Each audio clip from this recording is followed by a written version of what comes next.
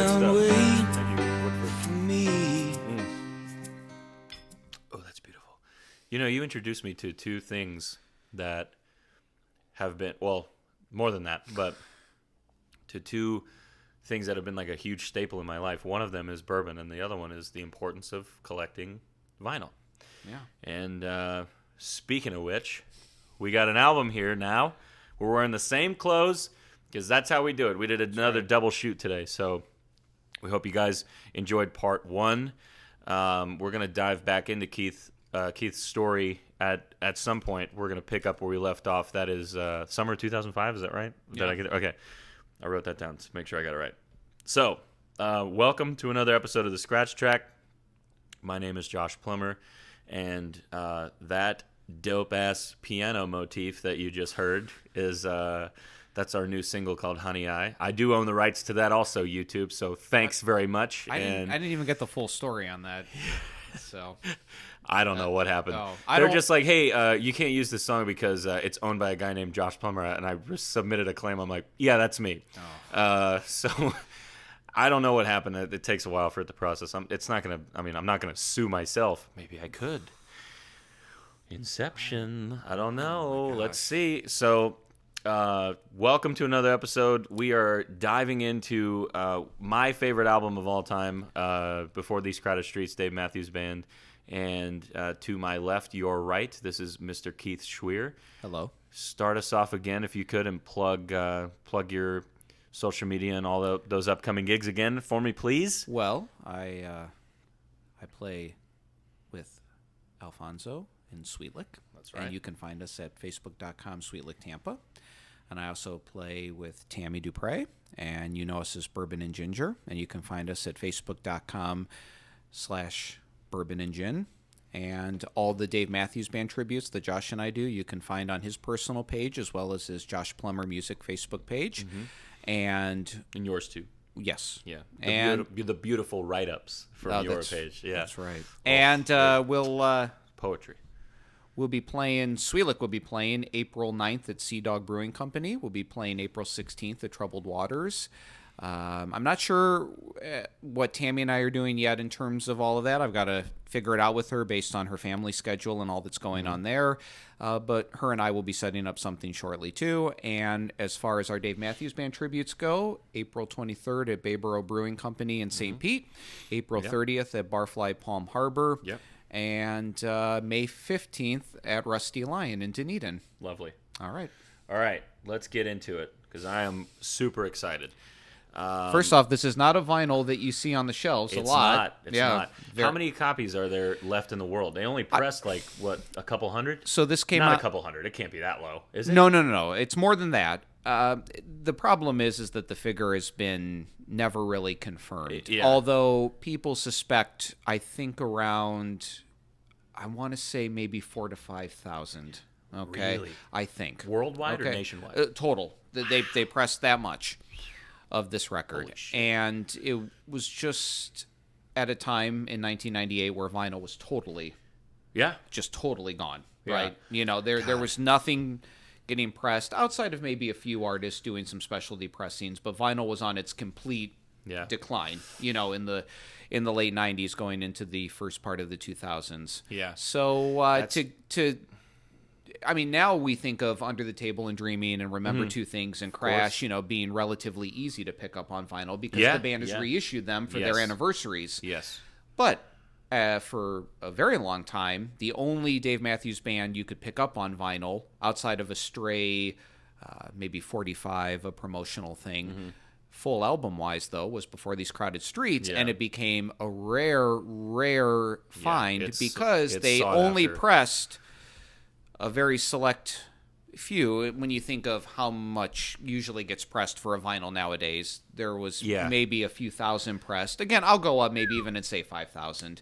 Wow. Nobody knows the exact number. I mean, still. But, and when you think about those getting spread out all over, you know, it's a pretty cool find. So I was lucky enough to snag a copy. And what's funny is, you know, they've done the anniversary reissues for the first three records.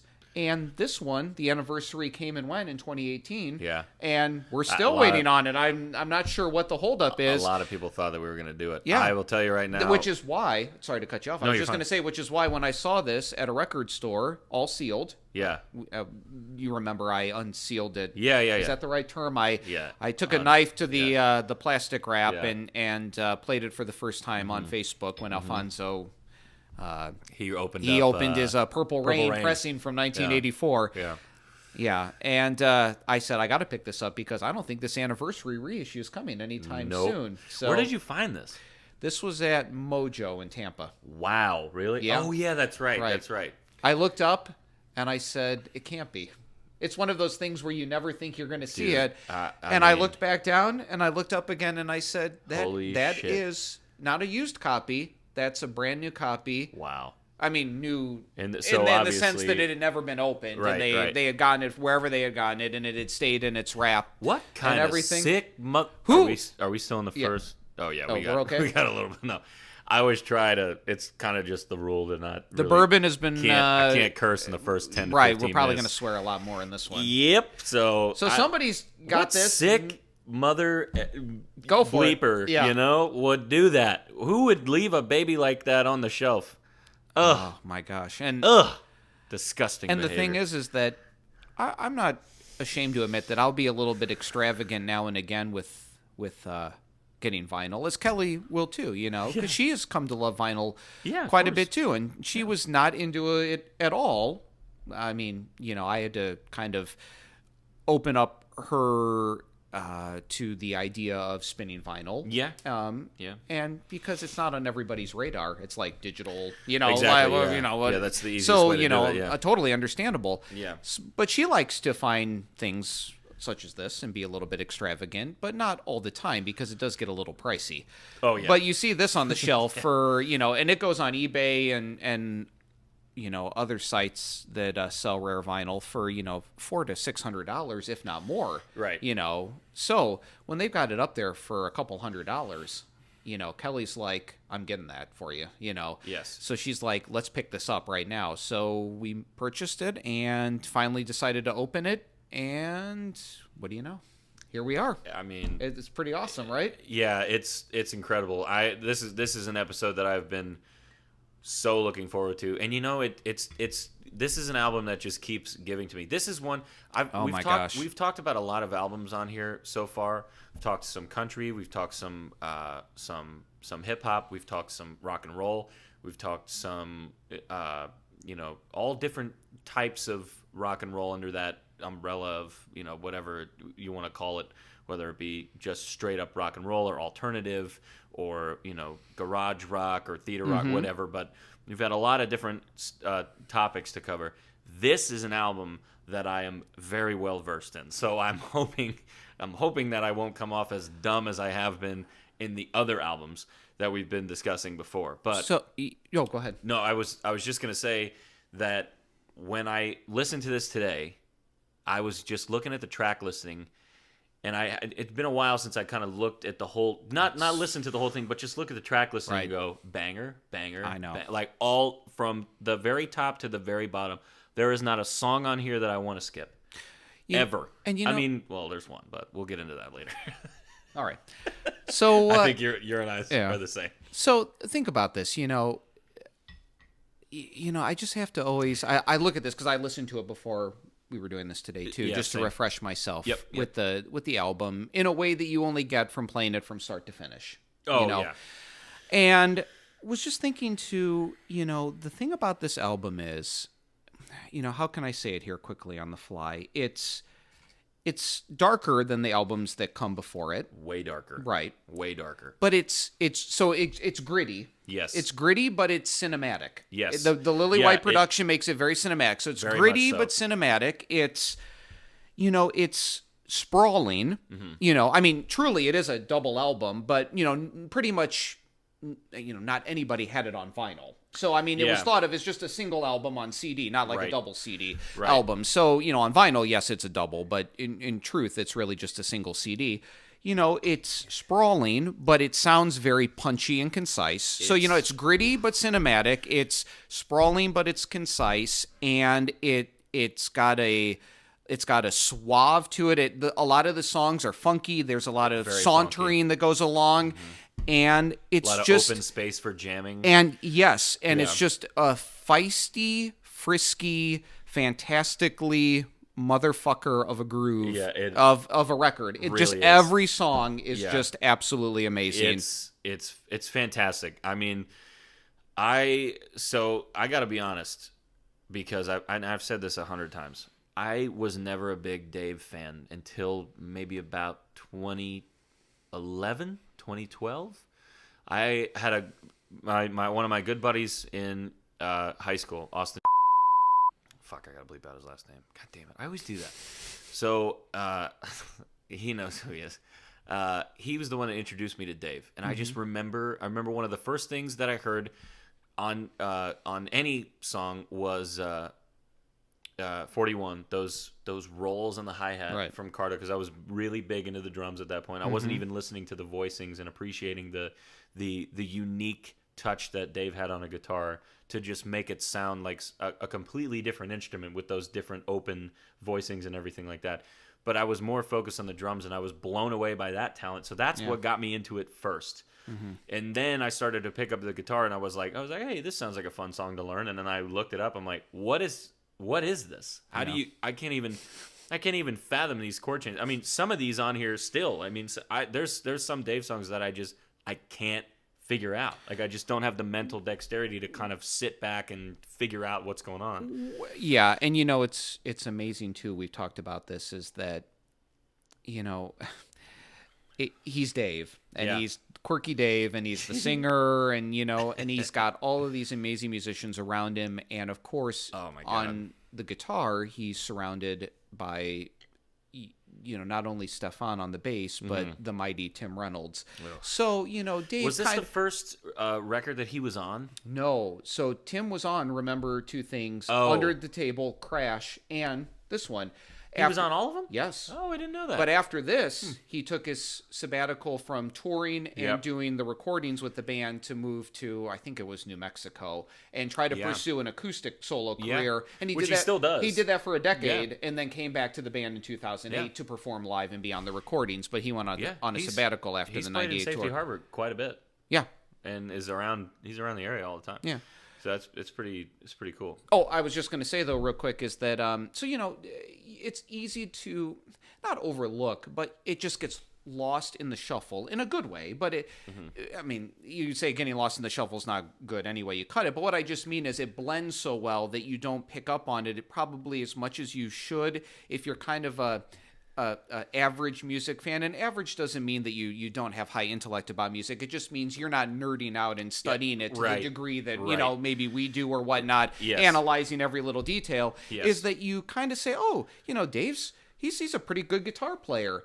And the thing is that when you factor in not just the way he plays chords, which we talked about in the previous podcast, which is a very open, kind of stretched fingered voicing for a lot of it. Not all the songs, but for a lot of them. That's just the way he voices the guitar. Every guitar player finds their way to express and make the instrument their own voice. And his is a very open chordal kind of thing for the most part. Oh, yeah.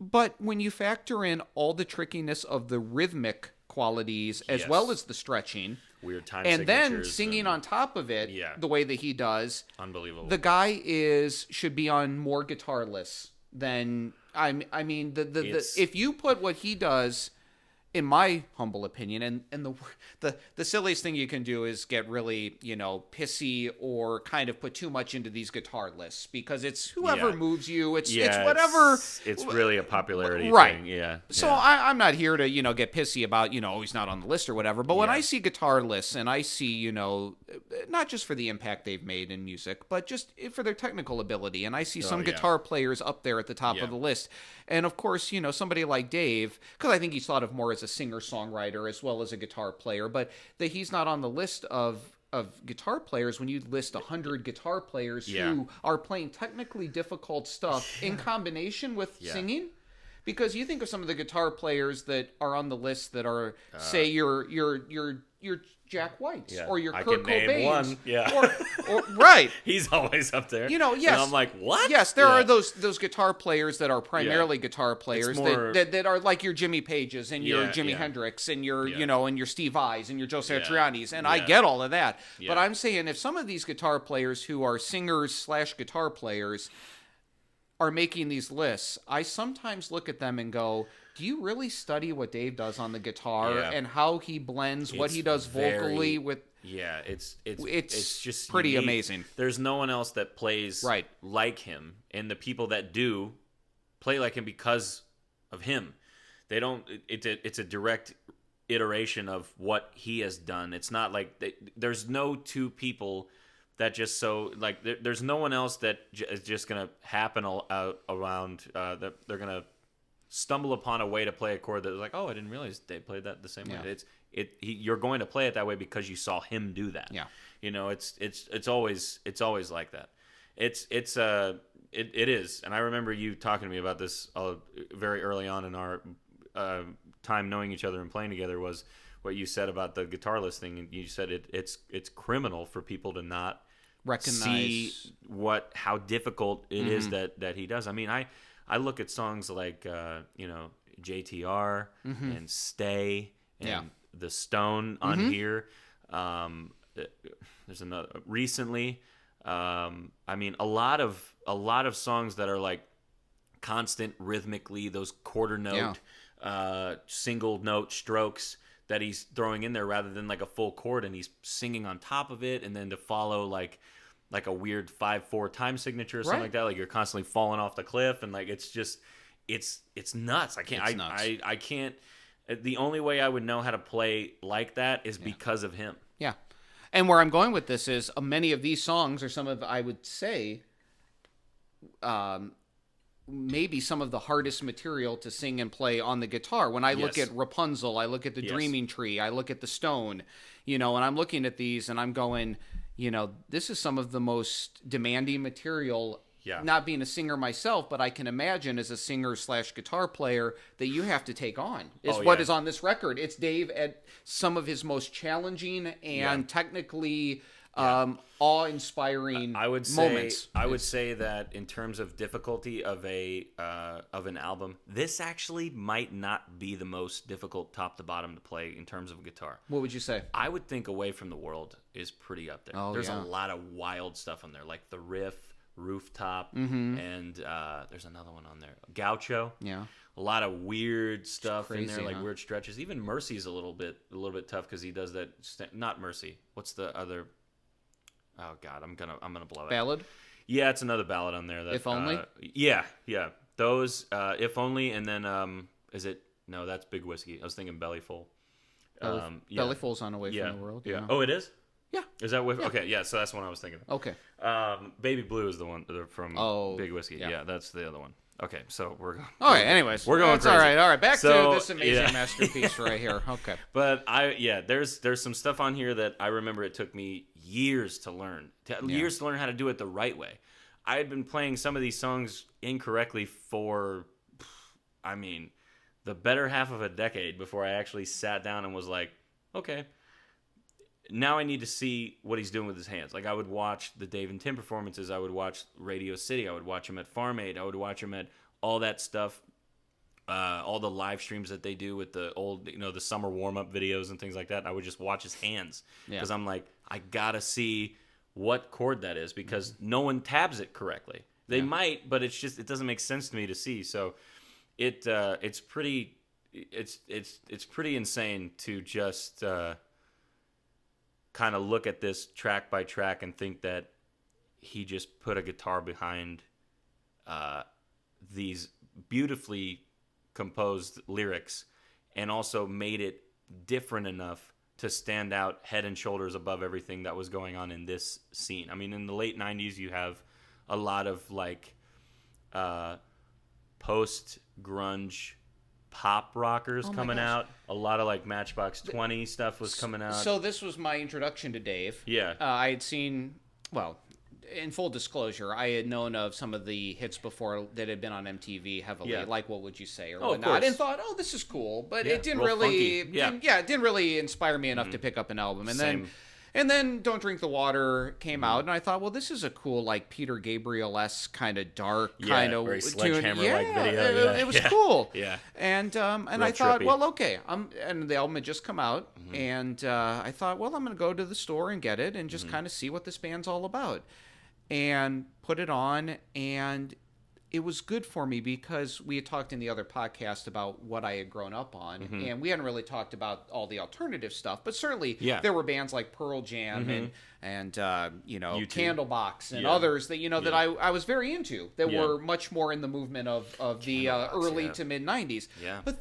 But it was a very devoid time for me in terms of being inspired musically in 98, because think of where we are. So if you're into, say, Nirvana, Kurt's been gone for 4 years. Yeah. Green Day came out. I like Green Day when they first came out, but they're already they're out.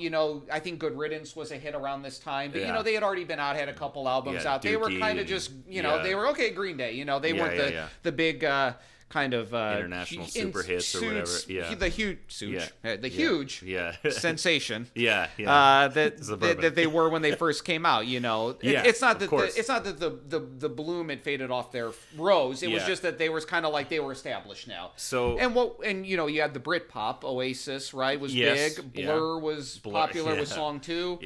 Right. But think about what was mostly there, my friend. You had like you had people on the charts that were at the top of it, like Celine Dion, right? That's funny you mentioned that, because I was just about to bring that up. And Cher, and other stuff like that. And so, I'm just like, I'm scraping to find anything that really inspires me, because even, stuff like that I enjoyed from Definitely Maybe or What's the Story, Morning Glory, that was back in 94 and 95. Right.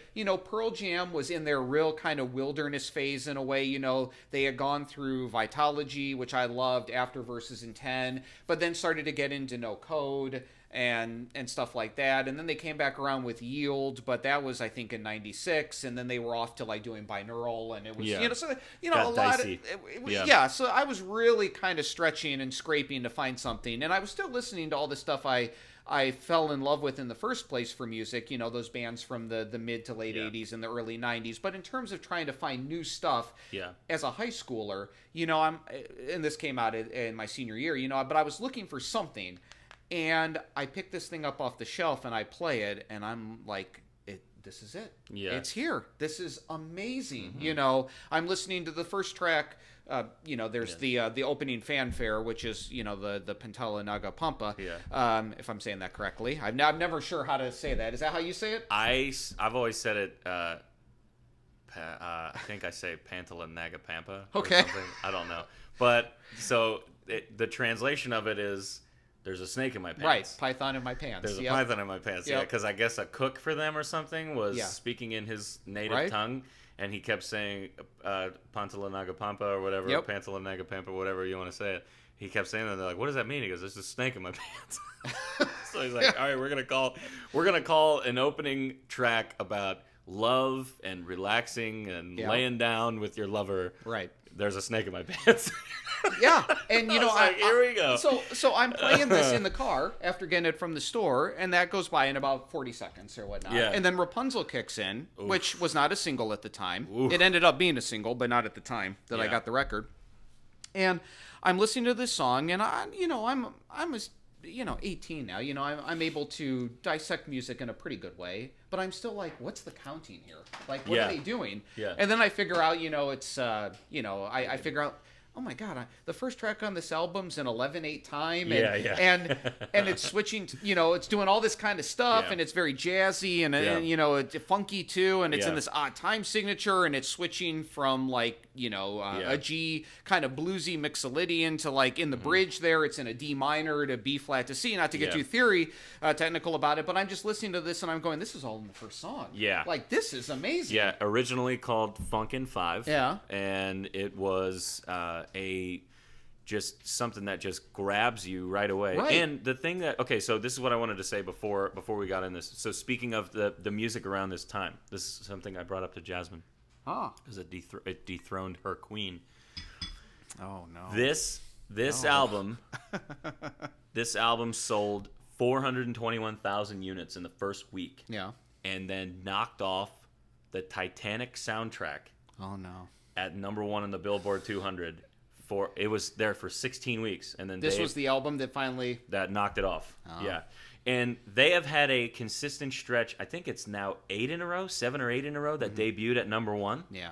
They just keep going. They amazing. just keep doing it, and look, not all of them are masterpieces like this, but it just goes to show you that the fans are so dedicated to this sound and this band that there's nothing that can stand in the way of them getting a taste of what they're cooking, like what's new, what feels good. Even though like with something like Come Tomorrow, where 2, 3, 4, maybe 5 of the songs you've heard in live performances in years past, right. It was still nice to see what they've been doing in the studio and how it's gonna change things. But here's what's crazy. All right. Do you know the shortest song on this album, other than the intro? Other than the 40-second intro, do you know the shortest song on this? The shortest song, I'll say This Halloween. It is Halloween. Okay. But it's 5 minutes. Yeah, So that tells you something. Right off the bat, after the intro, you had 6 minutes, 6:57, 8:09. Yeah. And then 7:01. And I for think the first side of the album, it's like, shit. Yeah. These are journeys. Right. These are, also you have, on the back end of it, you have those little interlude songs. Like little commercials almost, musical Yes, adverts. exactly. Within, And then, like Leroy on the phone. Yep. In the studio, which I didn't know that was Leroy. I always thought that was Dave. In between Rapunzel and the Oh, last right, stop, right. when he's like, "Hello." Yeah, you hear him on the phone. That's Leroy. I didn't know. Didn't know that. Yeah.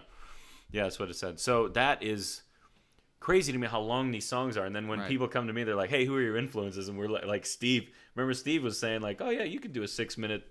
You can do a 6-minute dark ballad. You're Josh Plummer, man. Yeah. You can do whatever you want. I was You like, love those producers I was like, that encourage that. I love those long songs, man. Those long journeys.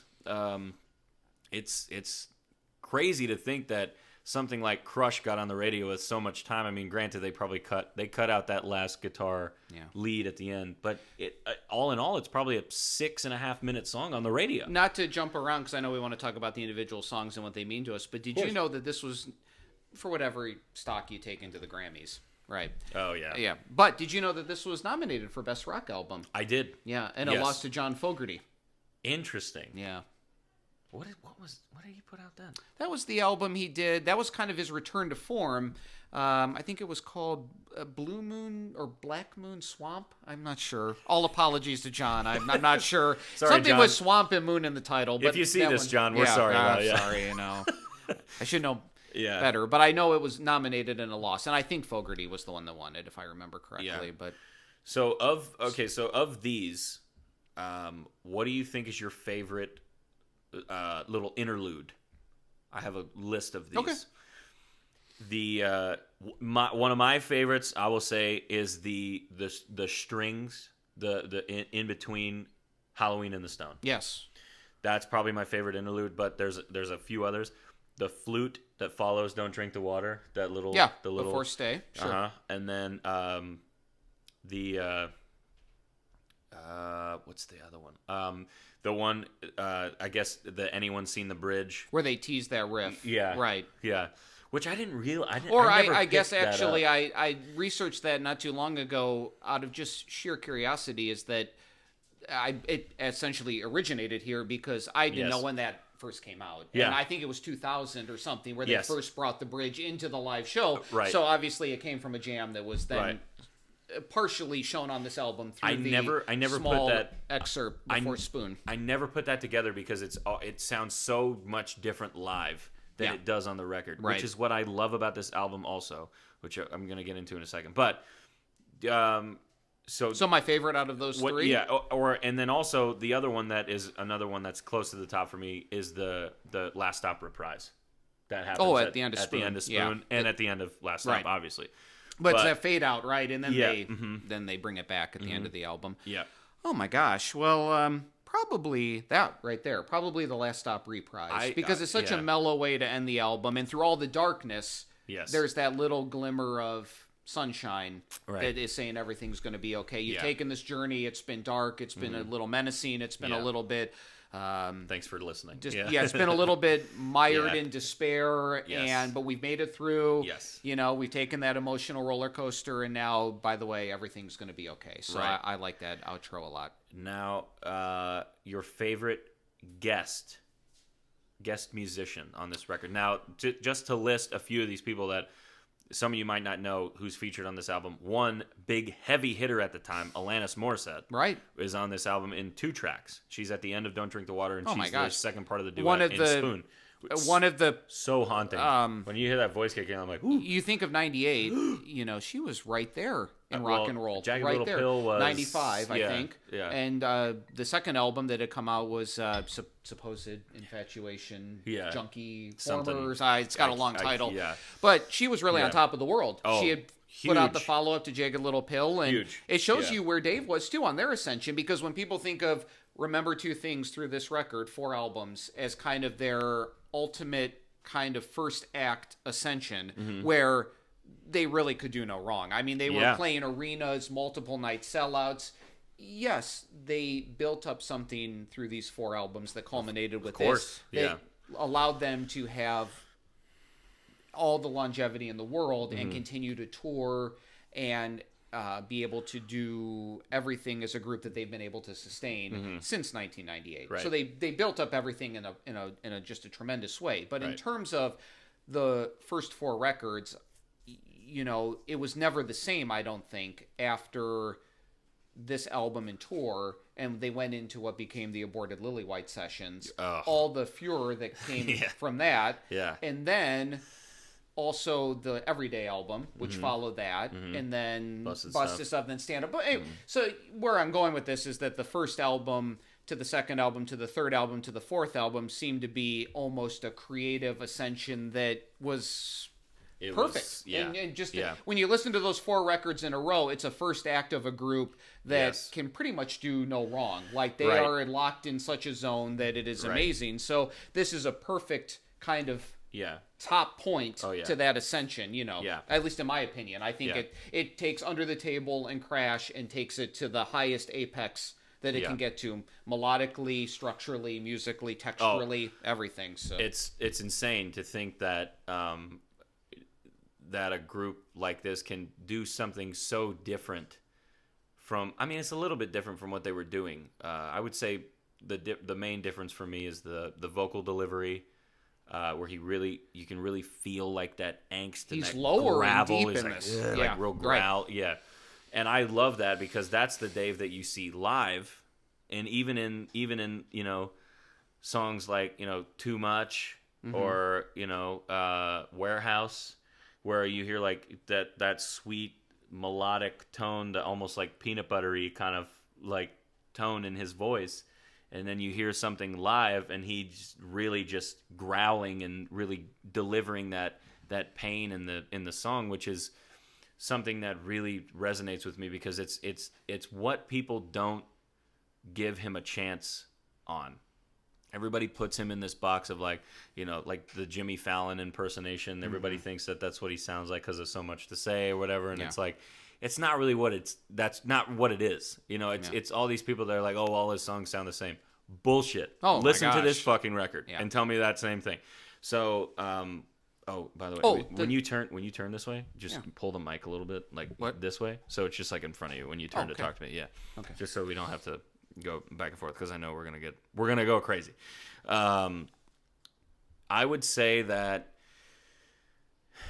in terms of lyricism, I think this is his best work yeah. by far.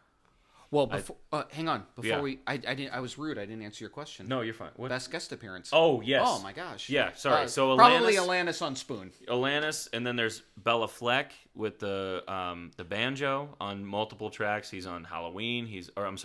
Not the Halloween. The Stone, Spoon, Don't Drink the Water, and Last Stop. Obviously, at the end of that little reprise. There's John Dearth. Dearth. How do you say his last name? Dearth. Dearth. Yeah. Dearth. Yeah. who was an original member of the band, yes, or not really, or he was. I think he played on the original demo. He was a close friend of Dave's. Dave did that four-song, Miller's, that four-song demo with Carter and Leroy. I believe John was on that, where they did recently, and I'll Back You Up, and others. So he was on that. And then you have the Lovely Ladies, too. On that song we won't mention. Yeah, right. And then longtime touring member of the band, Butch Taylor. Yeah, also as a guest. But at this time, Butch was he was kind of a full-time member of the band. It was kind of like a Tim Reynolds thing where he was basically working with them full-time, but only really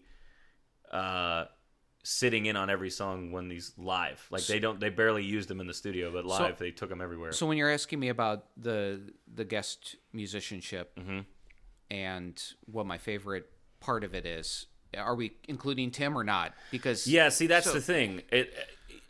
I guess you'd have to put him in that, but it even says at the top of this, special guest Tim Reynolds is featured on all tracks. Right. So it's like, is that a guest? Yeah, he's on every track. He's kind of thought of as a full-time member. In fact, I think he officially is. I've always considered Tim as a full-time member because dude, he knew these songs better than some of the guys that they were bringing on the road because he'd been playing acoustic shows with Dave for 7 years before they started, or not 7, but it was early 90s. 91, 92. They were playing acoustic shows all across the country, the whole college tour with just Dave and Tim, and it was nuts. So, but I would say that it's tough to put him in a guest category because he's on every track. Right. So. If I have to pick one performance of his that I love, and all of his guitar work is so amazing on this album, truly. The solo on Crush at the end is amazing. And of course the band, not only Dave and Tim when they do their duo, which we base our tribute show off of, but also live now, it's much more aggressive, which is how we base it off of. We take the energy. But on the original recording, it's very, very chill, very, very laid back. The song has evolved so much, but on the recording, it's very, very laid back. And Tim is like dialing in this jazzy kind of Wes Montgomery kind of jazz style where he's doing all these kind of tasteful octaves and bends a little bit, and the tone of the guitar. It probably is my favorite. While Crush is a flawless, epic song, it's not my favorite on the album, but it's amazing in its own right. Yeah. But in terms of Tim's guitar work, probably alongside Spoon, with his guitar playing on that, Crush, the guitar work, if you really listen to it, is just the most tasteful, beautiful stuff. It's amazing. It just feels so nice. Yeah. That's it, and it's at the back end of a song, and you make it all the way through, and you think it's done, and then he grabs you again. It's incredible. That's the first song we played together too, by the way, Keith and I, in January 5th, 2019. Crush was the first song. It was Crush, and then we did Crush, and then Two Step, and then we did Dancing Nancy's and Lie in Our Graves. Yeah, that's right. It was so much fun. And I remember Crush being of importance to us in the evolution of our, not just our friendship, but our Dave Matthews Band tribute. Yes. Alliance is that Crush means a lot to me too, because outside of that first meeting, which I'm not taking any of the importance off of that, but for me, the thing that comes to my mind is after that, when you said, I've got this spot open out back at Peggy O'Neill's, and we need to do an hour, and do you want to do, however it came out and we communicated about it, it came to the arrival point that we were like, well, we'll do a Dave Matthews tribute for that hour. Yeah. And Crush was the last song. Yeah. And that was the moment where I said, we sound some. pretty darn good doing Dave Matthews Band stuff. Some here, yeah. And not that the other stuff didn't sound good, but it was Crush at that gig, which was shortly after the Troubled Waters jam, where we did those 4 songs on the fly. Yeah. But it was that moment at that gig at the end when we did Crush and got done with it. That's why Crush will always have importance in my heart when I think of our Dave Matthews Band tribute. Is it was at that moment that I said, we can do Dave Matthews Band good. Yeah. And since then, we've built on so many songs. We did 2 live streams this year where we pulled out a lot of deep cuts. Yeah. And little stuff like that. So if you enjoy the band, come hang out with us. It's a fun time. We put on a good show. Sometimes I lay on the ground. It's a good show. So where were we here? Sorry, I got us off way off on a No, tangent. you're fine. I was saying about we were talking about Tim being considered a guest even though he's on all the tracks. So there's another so. My next question is, so obviously there's a big discrepancy, not in terms of quality, just the overall difference in sound when you hear them live and when you hear the studio stuff. So I have one in mind, but I want to see if ours is the same. Is there a song that you hear on this record that's not necessarily worse on the studio, but is there a song on this record that you enjoy hearing live just because it's a whole new energy? So when I think of this record, one song that sticks out, and I'll kind of do a roundabout way of saying this. So there are certain songs that live, it's not that they were recorded badly. It's nothing to do with the quality of the song. It's just there's something in the way that it is presented live and then cataloged through a live album or through the reputation it gets as a live number in the set consistently, if it's not a rare cut, that it becomes its own thing live and you almost forget about the studio version as if it ever existed. I think of I Want You to Want Me by Cheap Trick. Oh, yeah. Everyone knows the live version. Yeah. No one thinks of the studio version. To get a little bit deeper, our brother that we love so much, Alfonso, would probably appreciate this. Given to Fly by Pearl Jam. Yeah. The version on Yield is beautiful, but live they play it Whole at a new- tempo with the crowd involvement, the way Eddie sings the vocal in a much more emotive, kind of aggressive way versus a very kind of mellow way there. And even a band that you might not love all that much, but somebody like your dad might appreciate is some of the early the Kiss material. Yeah. You know, the early versions of those Kiss songs, even Rock and Roll All Night, even That's what I the grew up. studio version is nothing compared to the live version. Yeah. So when I look at this, as much as I think it's a okay recording, Don't Drink the Water is baby. way different. I knew it. Yeah, I knew it. It's a little faster. Dave sings it more aggressive. There's more thump in it. Everything about it. That big drop in there. There's no Man.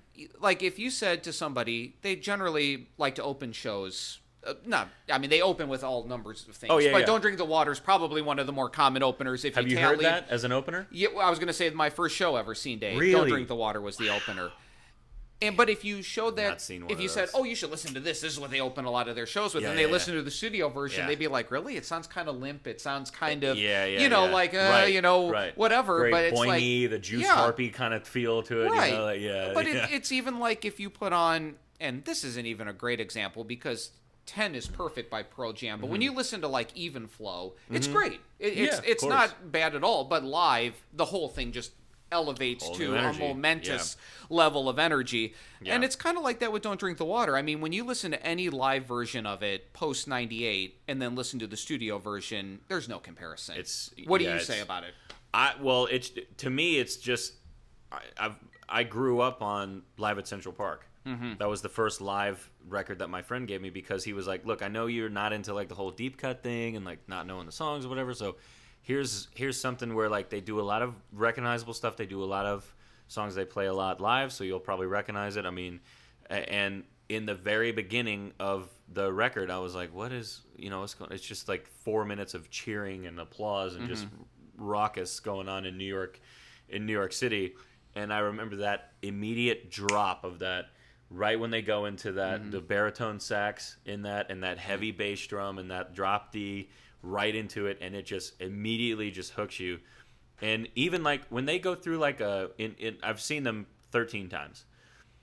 I've seen Don't Drink the Water probably it's up there. Yeah. In terms of some It's of always gonna one be, of the right. most popular, which Right. is not a problem. I enjoy that song every time I hear Yeah. it because it's such a powerful and emotive song, and Dave always gets real gritty and just real intense with it. It's thumping in the background. It's amazing. So I forget where I was going with this, but because I just get so excited with that. sounds But really good live. Oh, I know what I was gonna say. When they hit a lull in the set, not a lull, but when they do like a couple ballads, maybe like on the back end of like "Lover Lay Down" or "Here on Out" or Maybe on the back end of a big jam song, something, too. something like that, They bring where it it just down. comes right back in with "Don't Yeah. Drink the Water." It's like, oh my god, yeah, I love that. And I think for good reason. That's why they go to it a lot for an opener, and why I even appreciate it a lot when we open our sets with it in the tribute act, is that it just rolls into a groove that is easy to fall into, that is good for starting out a gig. Absolutely. Yeah. So if there is a song from this record that we deal with this a lot, being the tribute act, is a lot of people will say like, man, I don't like Dave Matthews at all. Yeah. But you guys are We get cool. that a lot. We get it a lot. It's not just one person. I'd like to think that, without exaggerating it, we've turned quite a few people onto Dave Matthews' I think band. so. Yeah. I think so. And I think that, a lot of people just don't give it a fair shake because, much like your favorite artist at home, the best stuff that is from that artist is not on the radio. Yeah. It's not easily accessible. In order to do an appropriate deep dive on an artist that you love, you need to listen to an album top to bottom and feel the experience and just take yourself through that and listen to all the deep cuts and all the stuff that didn't make the radio and all the different stories and everything like that, not necessarily the poppy, punchy, funky rhythms that are going to be on the radio. So I always say to people that this album specifically is what I show them if they're kind of like, nah, he's not really that good. Because I think there's something for everybody on this record. In other words, don't judge this album off Stay. Wasting time. No. Please don't do That's that. all I'll say about that song. Yeah.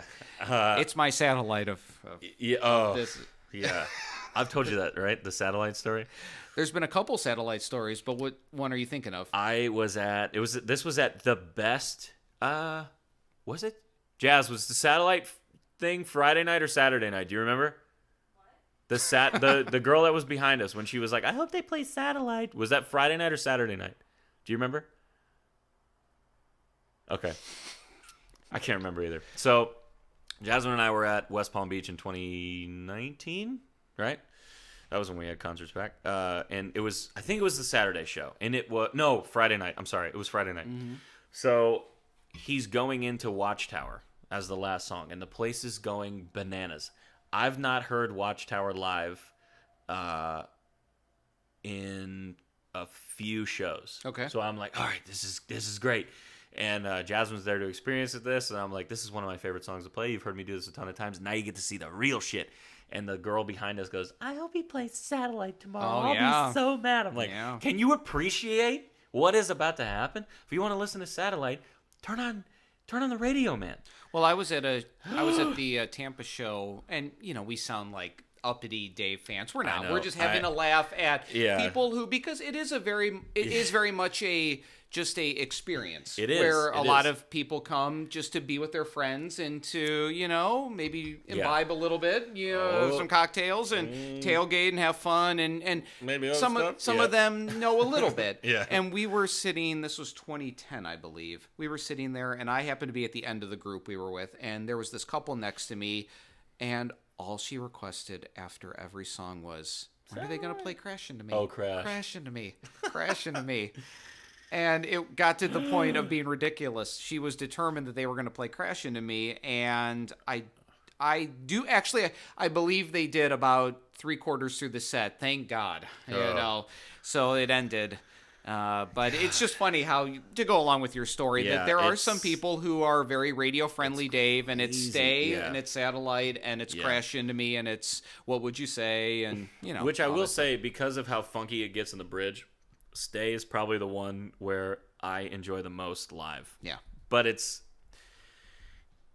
I have this question on here, and I don't even know why I put it on here, but I asked, I was typing up some stuff to ask you today about the record. I said, if you had one song you could throw out on this record, what would it be? Forever. You can never listen to it again. Well, here's the thing. I mean, they're all great songs. If I could put the live version of Don't Drink the Water on here, that would far outweigh, to me, for satisfaction kind of. Yep. From a satisfaction standpoint, I would throw out the studio version of Don't Drink the Water. But if I couldn't replace it with the live version, I mean, I wouldn't miss Stay, to be honest. It's just a thing. I've heard it so much. It was on the radio all the time, and it just so much. Yeah. And I heard it live so much. It's one of those songs where unfairly it has kind of become that thing that I'm just so burnt out on that I could go for a very, very long time, maybe forever. And again, I love the guitar breakdown in the middle of Stay. I love when live, as long as it's not the last song of the night. Oh, yeah. I love when they go crazy at the end and they're constantly repeating the line over, and Carter and, all of them are vibing. It's great, Yeah. But at the same time, it's just something about that song, much like Satellite. It's right in that group too, I just, if I never hear him again, I'm not going to be all that broken up about it. But every artist that one loves has got a song in the repertoire that you're like, of course. Of course. The one that you're like, don't talk about it. We don't talk about that song. Yeah. Yeah. Do you have a favorite lyrical piece off of this? Because there's a lot of really good ones. So this album is where do you even start with this? This album is so heavy lyrically. Yes. And it's not that it's overly ambiguous, and there is also a lot of on Dave's part, and I don't know if he's probably being a little bit ambiguous too, but he's putting a lot of religious imagery in there. But that doesn't mean that all the songs have a religious kind of bent to them. It's just that it's kind of how he's choosing to tell the story, is referencing some things here or there. Right. I look at, if you don't mind me going on for a sec, so there are the fun songs. Rapunzel's just a salty, sultry love song about, wanting to get some dirty love, right?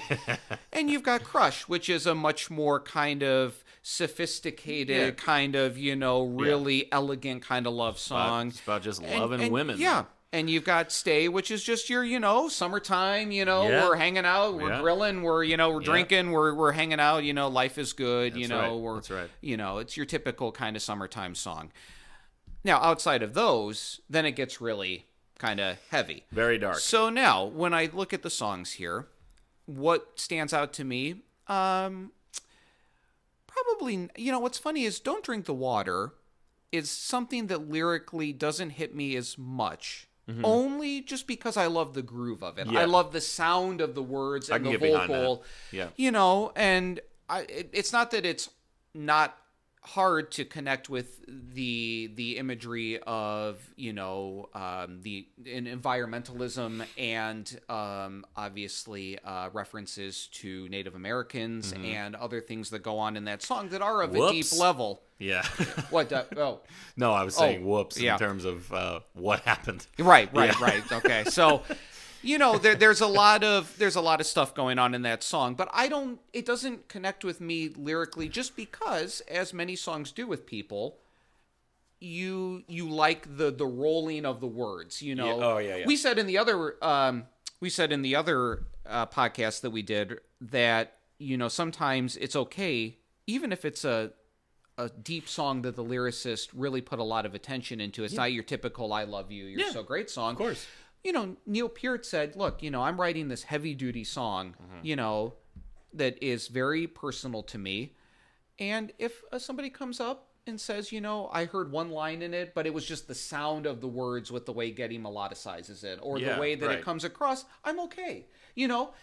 Somebody else will pay attention to all the lyrics, and it's okay. Right. Yes, it might be something that's a very important message, or something that is deeply personal to me. Of course. That happened in my life. Yeah, or I'm just writing about something, much like Dave was writing about the Native Americans and Don't Drink the Water. Yes.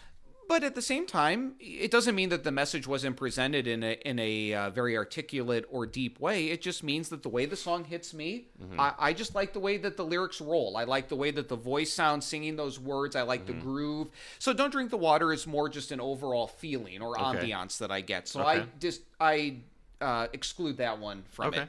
So then you're left with, some really heavy songs, okay? So now I guess I'll take out next is Halloween, okay? So Halloween is supposedly, if you believe it, is part 2 of the Julia Gray trilogy, which begins with I'll Back You Up, and then goes to Halloween, and then Gray Street. So for those that don't know, and not that we have any authority on it, but supposedly this in the late 80s into the very early 90s, around into the time when Remember Two Things, I think, was getting recorded, is that he was in a long-term relationship with this woman named Julia and proposed. The legend is 3 times. I've heard 5, but and she just kept turning him down. So he originally wrote I'll Back You Up as a love song to her. Now, it got recorded eventually for Remember Two Things, but the origins of when it was written could have been farther back, because I believe it's the first song he ever technically sort of wrote as a complete piece. I think I read that's the first song he Right, ever wrote. And right. you hear that and you're like, how is this possible? Yeah, right. Are That's you the fucking first song serious? that comes out on your Yeah, that's guitar. the first Yeah. thing that you write on a fucking guitar is I know. that shit. I know. You got to be kidding me. I mean, Yeah. it's not even fair, man. Yeah. You hear that and you're like, okay, well, I better give up now. So Josh says 5. I say 3. We'll go with 4. We'll go 4. We'll say 4, yeah. So he was turned down 4 times. So then it turns to Halloween, which is this very aggressive fuck you song. Just truly... So the vitriol in it is just, I mean, Dave's love as hell. Dave's love as scowl hell. kind of is in this scowling kind of vicious form. He's screaming so much, it almost, and I don't say this to make light of it or to make people laugh at it, but it's almost verging on not parody, but I mean, he is growling and screaming with such intensity through portions of that at the end of the studio recording that you're like, it's almost like, is he for real? Like it's got so much intensity to it. You almost think he's overdoing it just to kind of overdo it for overdoing its sake. But you know, it's kind of a real heavy FU song, and then those are my favorite. And then it carries over into Gray Street, which is just amazing, right? And kind of more of a somber, reflective piece on. We being assume caught he's in the writing middle. about Julia, and then being So yeah. I kind of take Halloween out of it just because. I mean, I can relate to it, but it's such an angry piece. Like, we all can relate to being that angry in our lives or having a doomed relationship or something fall apart. But but lyrically, but lyrically, it's not going to go to the top. Okay, so we cut that one out as well. Okay. So we've got Last Stop, which is such an immensely, deeply lyrical piece about war and religion and the ties of religion to war and the conflict that's brought out from... you know, waging war when religion is central to that war and all of that. I know that... I found this on the web. Oh. Uh-oh. Oh, she's researching. Hey. She's researching what you said. Yeah, and I remember Careful. you telling me a funny joke, if you don't mind me interjecting Jasmine into this, that she said, musically meh, but lyrically amazing. Is that how it went, or tell me more? Pretty much. Yeah. She said, should we listen to it again in the car? She goes, I've told you that this isn't my favorite, right? I'm like, yeah, but just the story, though. It's that so Egyptian scale. Yeah, it's that snake charmer kind of vibe. Yeah. Very, very interesting. All right, so I'm going. So that leaves me with, we've got The Stone, The Dreaming Tree, Pig and Spoon. Oh my God. Okay. So, and all of these are great and all have their immense qualities lyrically, but we're just trying to get it down to what is the best here. So The Stone it's got to be right up there. So I'm thinking, look, people, like we say, it's semi-ambiguous. You can take it however you want. That's my next question. There's a little bit of religious imagery, but really I don't take it like that. I take it as love and the regret and mistakes and forgiveness that you have to kind of be able to be receptive to make a relationship work long term. So I kind of think of it as, you know, a beautiful, beautiful lyric about maintaining love through a bad deed that's been done and channeling forgiveness and learning to overcome mistakes by somebody in a relationship. So that song will always mean a lot to me lyrically. I love that one. Of course, Pig is the carpe diem, kind of seize the day. I love it. You know, So, don't fritter your time away. Don't waste things. You know, don't look ahead enough to assume that there's something after this existence, right? Yeah. You're on this stage that's called life. There's no encore. So enjoy every moment, get the most out of every day. But at the same time, you know, but at the same time, you know, don't be greedy with the planet. Don't be, you know, there's a lot of different messages in there. You know, love every day, live every day to its fullest, but also respect the planet that you're on and all of that That's good a common stuff. theme in a lot of his songs. Yeah, the respectfulness of nature and realizing where we came from. And things like that. Absolutely. And then there's Spoon, which...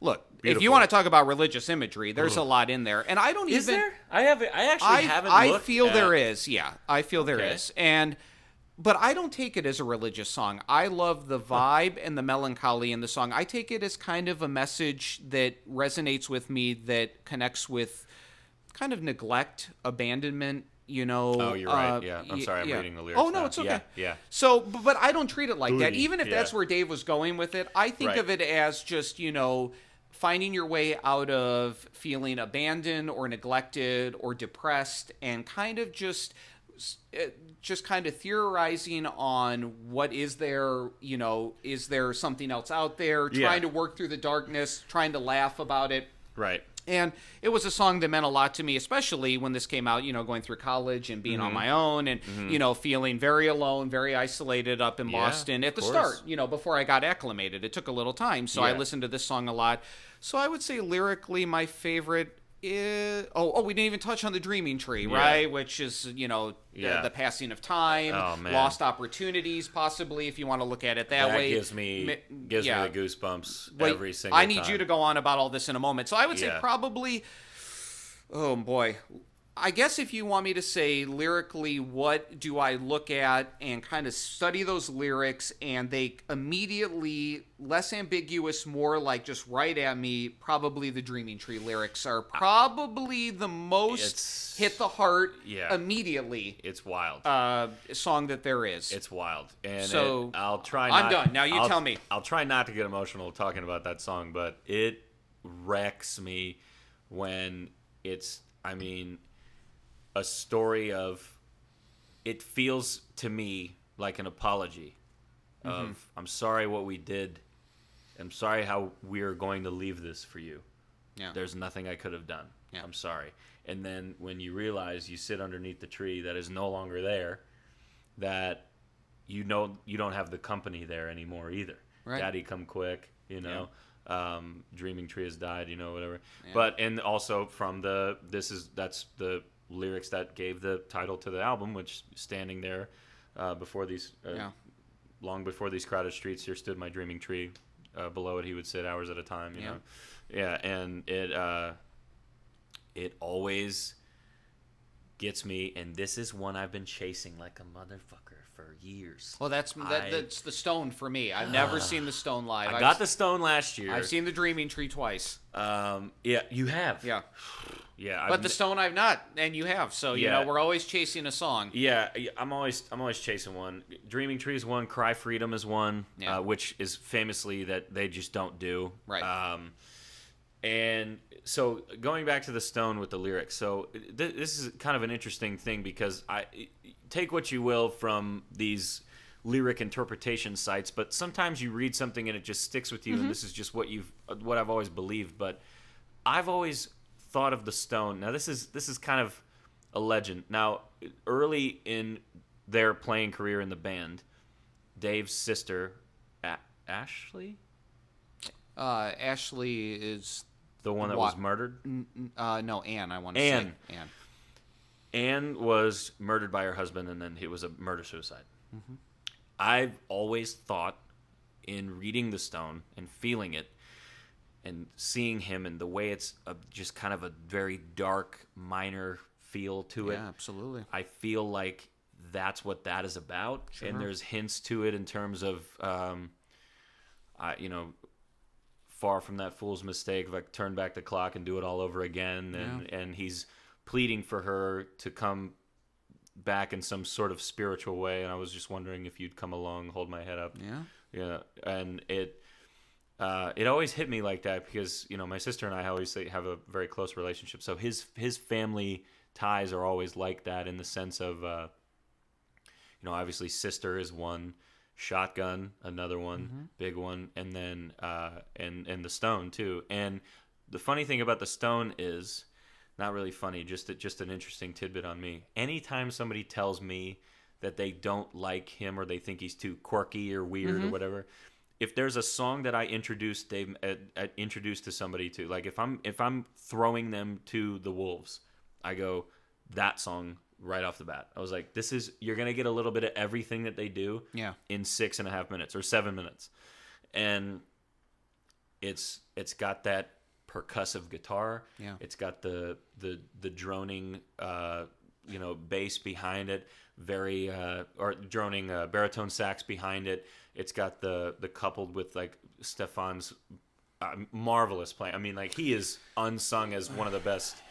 Low end dudes in the game. I mean, he's incredible. You know what's interesting too is that when you think of the Stone, and I'm not saying, I'm not tooting our own horn or anything. I think we do a admirable job playing it. Yeah. And in the sense of, like I'm saying, like, I think we play it to a good level. I think that any Dave fan would listen to it and go, they do a good job with that song, right? We've gotten compliments. But on I that will one say before, though for sure. that unlike Crush or Don't Drink the Water or some of the others off this album that we play, and what's funny is the Stone really, when you take away some of the stuff that Carter does that disguises that it really is just like a 6/8 waltz. Yes. But he plays things in weird spots that make you almost feel like you're off the beat, like or the record skipping. Right. Yeah. Right. So there are harder things to pull off with changing time signatures and things of that nature. But still, with the Stone, essentially for its running time, never leaving the 1, 2, 3, 4, 5, 6, 1, 2. Right. It's one of the most tricky songs for us to pull off because there's just something about the structure of the song, the dynamics of the song, and the way that the vocal sits on top of the guitar. Oh yeah.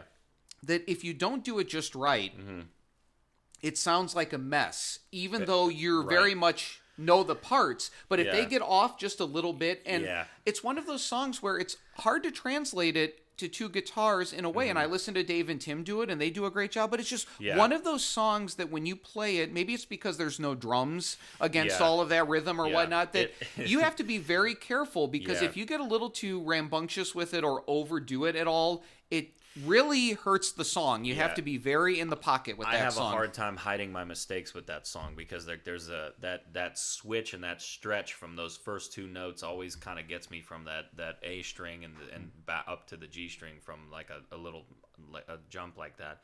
It always fucks with me when we lead off with that song. It's a very good gauge of how well I'm going to play that night, because now this is kind of my next question too. So the Stone took me a year of constant playing, repetition, and singing and doing it. I have an old voice note on my phone from doing it and learning it. It took me at least a full year. Yeah. I just apologize to my microphone. I've had a little too much bourbon. Sorry. So I'm sorry. You okay? Yeah. That took me the longest to learn, and it's 100% for me the most challenging to do behind singing, because there are difficult songs on here. Like Pig has a weird stretch in there too, and that like a lot of the walk downs from the A to G sharp, and then that whole thing, it's against the vocal delivery of it, so it makes it a little bit funky. If you're playing by yourself, you can get away with it, but that's why I would love to do that one together. But I always think I'm gonna fuck it up, so I don't do it. Like Dreaming Tree, you can kind of do. You don't need to do that intro. Stay is really difficult to do for me. And The Last Stop is also very difficult. Rapunzel, I actually know how to play. I just don't know how to piece it together, because all the parts are always different. And but the Stone, in terms of playing it and singing it at the same time, was probably not only one of the most challenging songs that I do, that I know, that I'm proud of, that I know, but it's also it's just so rewarding to finally dive into a song fully like that and know that you can tackle something like that in his catalog that's like that. Because a lot of the guys that do Dave Matthews, they do Satellite with those stretches, which are tough stretches, but they'll do that. They'll do like Ants Marching and just do like G to D. Right. And I'm like, there's a whole thing in there you're missing, bud.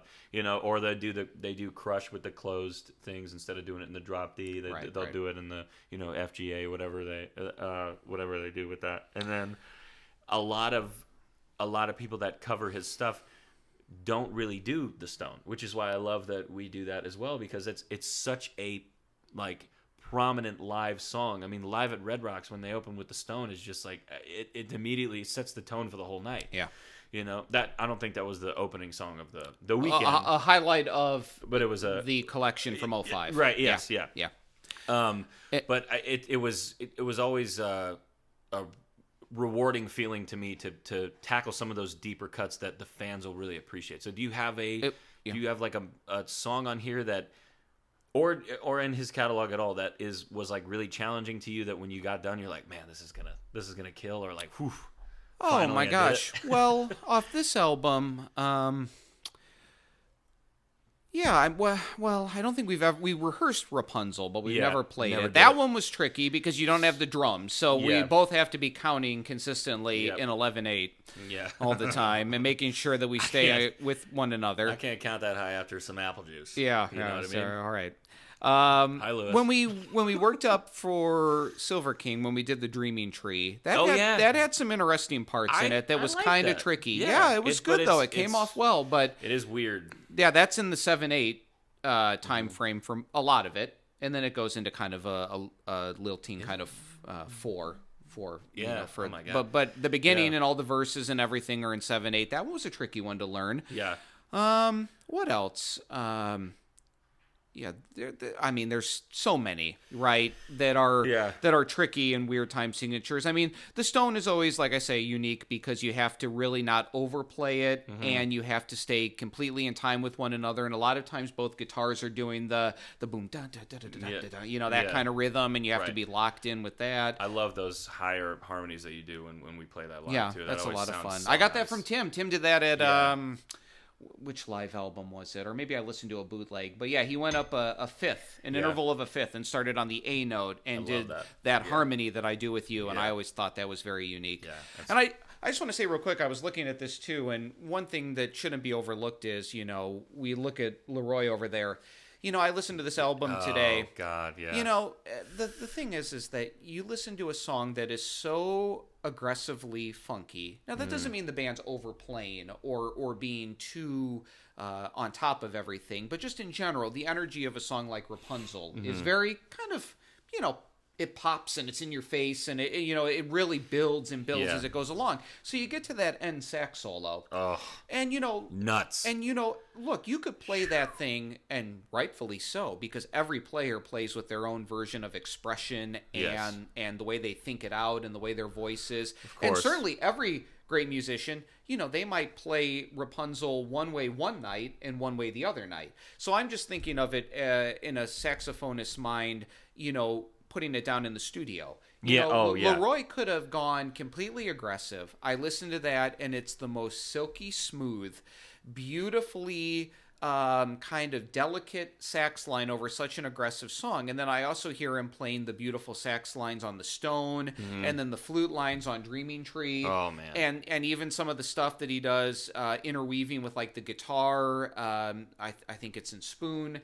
Yeah. You know, and I'm not saying this to be corny as I just think of it in my head right now, but I think it's true, is that you realize that every guitar, every piano, every saxophone, you know, everybody that brings something to one of those instruments, bring a violin, you know, brings their own style, and a great player can tap into different emotions per performance. You know, if we're playing, you know, Crush, you know, you might be more aggressive the way we do the end jam one night. We might play it a little bit more low key another night, or whatever, right? It's all about it's the feel all of the just night. the feel of the night and what the crowd is doing and all of Yeah. that. But in general, it really made me appreciate listening to this how much Leroy was a delicate sax player. Because what I think about is you're going to laugh at this, but I think you'll get where I'm going with this. Is that I think Leroy on the saxophone.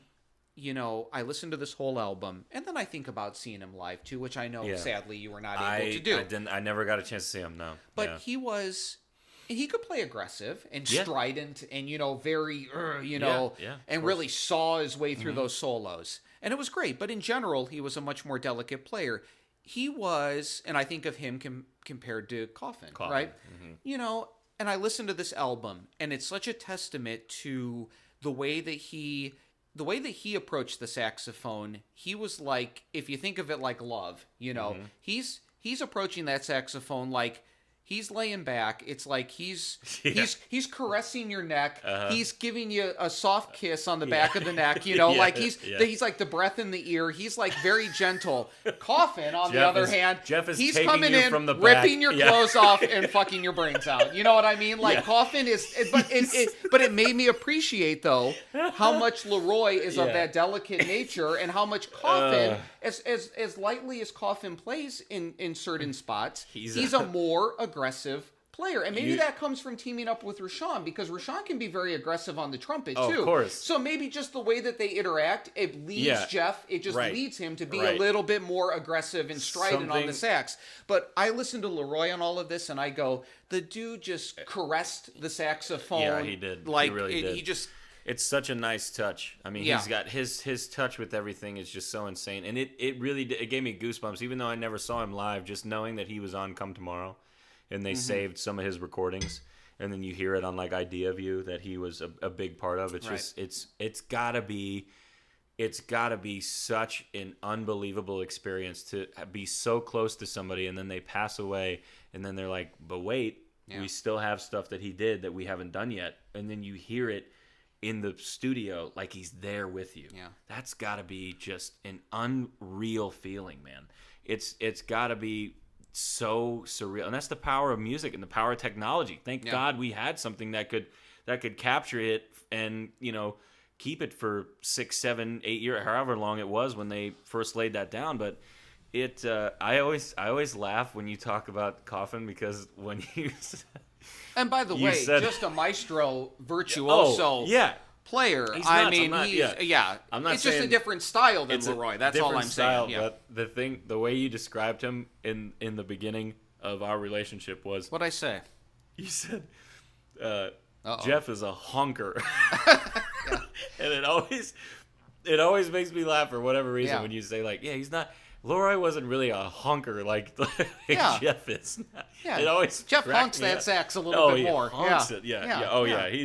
That's a very good way to put it. He's aggressively banging you. Yeah, it's not anything as smooth as Leroy. Yeah, he'll play smooth, periodically. Oh yeah. But his role in the band, or his voice on the saxophone, seems to be one that's of a little bit more kind of musical aggressiveness than what Leroy was. Yeah, and Rashawn, maybe their personalities and the way they were as people. Rashawn gets shit for that all the time too. I see in the forums and the fan pages and everything, like, he's gotta stop blowing the screeching on the trumpet.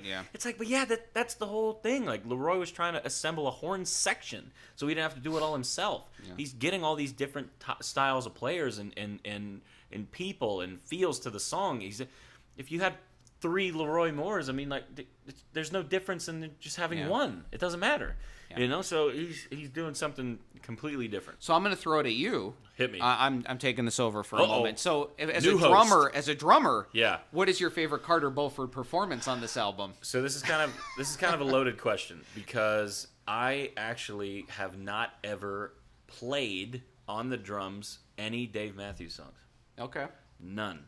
I've never played them. I don't know why, I don't know how, but I got into listening to them after I had a drum set, and I'm more of like a traditional like rock and roll like 2/4 kind of drummer. Yeah. And I'll kind of throw in some polyrhythmic stuff and some triplets and whatever, and like rolls and just simple basic stuff. I don't do anything flashy on the drums. Carter does some insane shit on the drums. I would say that the most... What people can't see is we've got 5 guys staring right back at us on the back cover, right? Yeah, like we're looking down here. We got all 5 of them staring right at us. He's looking at me. I was like, say something, motherfucker. Yeah. I would say that the most difficult song to probably play would be Rapunzel, just because it's that constant. I mean, the counting is just so nuts. I mean, I do it in the car. Like, I'll like tap my left hand when I think the snare is coming. And it's like, nope. Yeah. Carter does this really ridiculous thing where he's got a very similar style of playing, does that open hand style, because he's left-handed. Mm-hmm. Is he left-handed, or does he just play open? Okay. I think the story is that when he was young, he was right-handed, but set up his kit left-handed style. Open, because he just leaves everything. So he became pretty much ambidextrous from a young age. So I would... I mean, actually, let me take that back. Uh-oh. I had to think about it for a second. I think my favorite versus most difficult, I still think Rapunzel's probably most difficult. I think my favorite live is Crush. Yeah. Right, at the end when he's soloing. That stuff at the end when he's just going ape shit, when whatever, with the breakdown. I would say that's probably my favorite that he does. And the fact that he's just sitting there, just blowing bubbles and smiling, chewing gum, just having the fucking time of his life. Right. I really do enjoy watching him play, and he's one of those guys. Like, I'm sure you have guitar players like this too.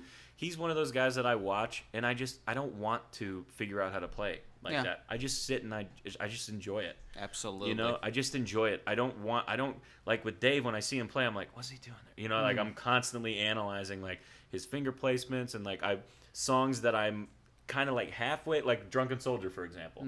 I went on a dive yesterday. I was like, I gotta figure out what he's doing for that thing, because no one tabs it correctly. So I go and I look, and I'm watching his fingers and everything like that. But with Carter, I don't do that. I just listen and I just enjoy it. I can kind of pick up a little things like what he's doing, but I'm nowhere near his level of play. I mean, not even fucking close. And it's hard. It was hard for me playing in a duo setting with guys that played drums, because one of my favorite bands and my most influential bands was a guy that was very hard to copy on the drums. Yeah. So I've dealt with so many guys where it's just like, I can't really do that. So not that this is a band that's in your wheelhouse, not because you're not aware of them. It's just you might not listen to them regularly, but that could go along with the same mode of thinking as a guitar player, is that if you're in a duo and you become a Dire Straits cover band, oh my God, you can it's like trying to cover Carter on the drums. You can't cover Knopfler on the guitar, because he plays a very distinctive way, and you just come off trying, no matter how good you are, because if you don't play the exact way which Knopfler does, which is totally against technique and against the rules, and you almost feel like you just want to sit back and enjoy them, but you don't want to touch the material, because there's nothing you're going to do on an acoustic guitar, for example, if it was an acoustic duo, that is going to sound remotely like what Knopfler does. So you just come off trying, no matter how good you are or how much you have command of the material, because Knopfler doesn't use a pick. He moves his thumb back and forth. Oh, yeah. He basically plays guitar like you hold a hammer. He plays like a finger here and a thumb here. Wow. And he does all of that with that. It's pretty amazing. There's strange. a new blues guitar player, Jared James Nichols, who does the same thing. Okay. And some of these guys just have the most unorthodox techniques, but it leaves you in kind of a bind when you're covering them. Yeah. Because you can't make it sound like it's supposed to. So I can imagine as a drummer, you're trying to copy Carter or do some of his riffs. It's not the easiest thing in the world to not at all. Not at all. So, anyways. Okay, I got a couple more questions for you. I think you already answered it before I really got a chance to ask, but The Stone is the song that you have not heard live that you want to hear live? That's it. Okay. I think I've heard, hang on, let me see. Oh, no, I have not heard Spoon either, but I've heard all the others. I don't know if I've heard Pig. I think I have heard Pig. Yeah, I heard Pig once. Pig, I think Dreaming Tree and Spoon, I know for sure I have not heard. Yeah. But I've heard all the rest of these, which is incredible to say, because not many other albums are like that. I mean, Under the Table and Dreaming, there's stuff on there that they never do. Like Rhyme and Reason, I've been chasing for a while. And number 34, you're not going to get 34 is rare. A lot of that stuff in the back half of that album is a little bit tougher. But even Spoon gets pulled out occasionally, so I feel like if I keep coming to shows, well, they did it with Brandy Carlisle. She's amazing. So I'm the Stone and Spoon. I'm gonna keep going to Dave's shows until I get this entire album checked off. Then I could think about retiring from seeing them live, which that won't probably ever happen. But I'm just saying, I have an impetus to keep going to see these two shows. These two songs, excuse me. So of all the ones that you have seen, minus obviously Spoon and The Stone, what's your favorite one that you like to listen to live? I mean, we already talked about Don't Drink the Water, so take that one out of the equation. What's one that when it hits, obviously not Stay. We know that. It's not Stay. No. So it depends on the placement in the set, too. I can be really quick with this. I mean, sometimes I'm thankful that I have a decent memory.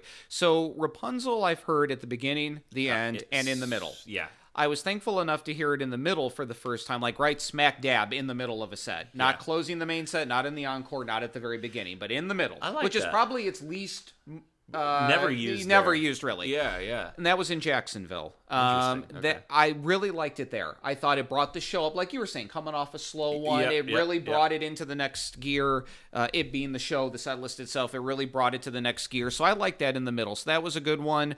Last Stop I've only seen once in 2003. That was towards the end of the show. That was in Michigan. That was great. And then they followed it with Stay. So, I you know.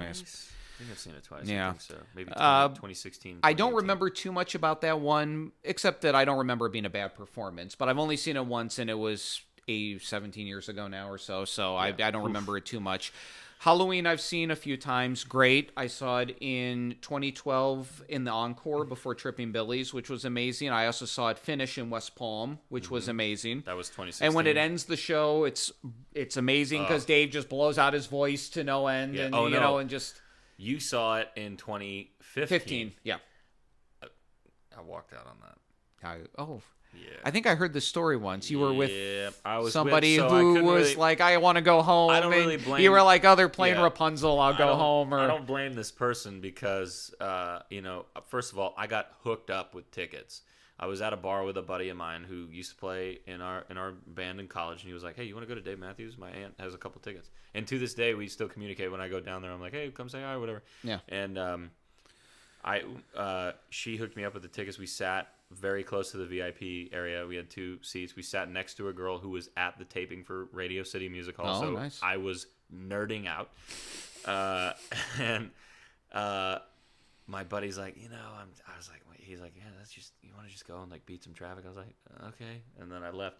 However, I will say too that I wasn't as well versed with not only this album, but the rest of the live stuff and the deep cuts as I was a year after that. When I saw them in 2015, I'm like, you know what?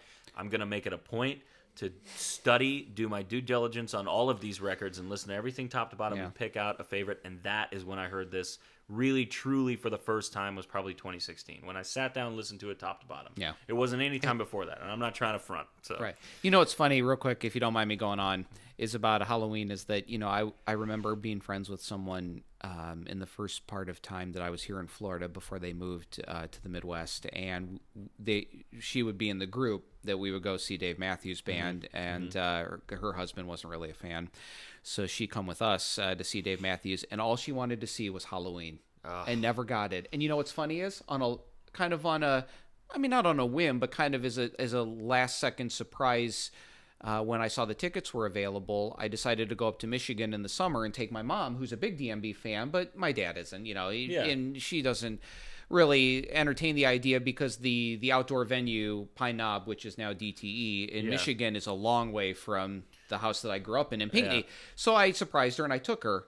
First show she ever went to, Halloween in the Encore. Way. I know, isn't it crazy? Do you know It's funny how, sometimes fans long for songs in what seems like an inordinate amount of time. Crazy. And then you bring somebody for the first time and they get this song just like that. I don't tell many people this, but some people that are big Dave fans that are going to listen to this are going to want to murder Jasmine. Yeah.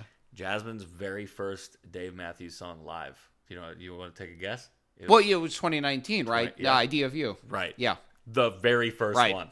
I looked at her, I'm like, do you understand how long people have been chasing this fucking song? By the way, if you go to the DMB Almanac and look, you've played many times over the years, but never as an opener. Right. Never until the Tampa show. That was pretty incredible. I left that show with a sour taste in my mouth because they ended with Cornbread. I didn't want them to. You like that song? I do like that song, but I didn't want them to end the show with it because when they came out, I'm jaded now because when I saw them in 2016, I believe it was, in West Palm, they did a two-step into Halloween, which is kind of a popular encore. Right. So when they go into two-step as the first encore song in Tampa, I'm like, you were here we expecting go. something big, yeah. Yeah, I was like, here we go, it's Halloween. And then he starts droning on the D. I'm like, son of a bitch. Yeah. I was like, it's Cornbread, motherfucker. Right. But it was a really, really good set that night. So really good set. Yeah, it was amazing. Tampa was amazing. And when I did go back real quick to 2012, when I came back, I didn't even tell that friend that my mom had seen Halloween the first time. That's brutal. It's pretty crazy. Real quick, so Yes. Dreaming Tree was great. I've seen that a couple times. The performance in 2012 at West Palm was amazing. Pig I've only seen once, and I love that song, so it always is a special thing. That was Encore 1 spot in 2006 in Tampa. That was great. Love that. And that leaves maybe Crush, because in 2010, in 2010, excuse me, Crush was played mid-set, and they brought out Warren Haynes. For Crush? For Crush. Wow, interesting. Which, he plays a lot on Jimmy Thing, and, and I saw Cortez. I saw him on Billy's Yeah. in New Orleans Right. for Jazz Fest. So yeah. to bring him out, he just ripped it on Crush, Interesting. and it was brilliant. So maybe just for the guest appearance, Crush with Warren Haynes was amazing. Love Just Pig, just to see it open up the encore is amazing. And Rapunzel mid-set after Here on Out was amazing. And of course, Halloween into Tripping Billies in 2012 was a brilliant encore. That's in crazy. Detroit. Yeah. Question about the band. Yeah. I know that you saw them more times with Boyd versus when he was not in the band. Right, 2018 and onward, and I saw them once in 2018 in West Palm and twice in 2019 Jacksonville and Tampa. So only 3 times with Buddy as the replacement, so to speak, for the violin. I've seen them 13 times, and I've seen them with Boyd, I think, about half. It's been about half and half. Okay. Obviously, the sexual assault allegations, I mean, Dave doesn't play any bullshit with that. Right. If you fuck around there, you're gone, which is a testament to his loyalty of these guys, and that's kind of how you know, because Boyd's been an OG member of the band since, early 90s. I mean, like probably 1990. Yeah. I mean, so he's a good friend of his too, and it was just it really showed me that Dave doesn't fuck around with any bullshit like that.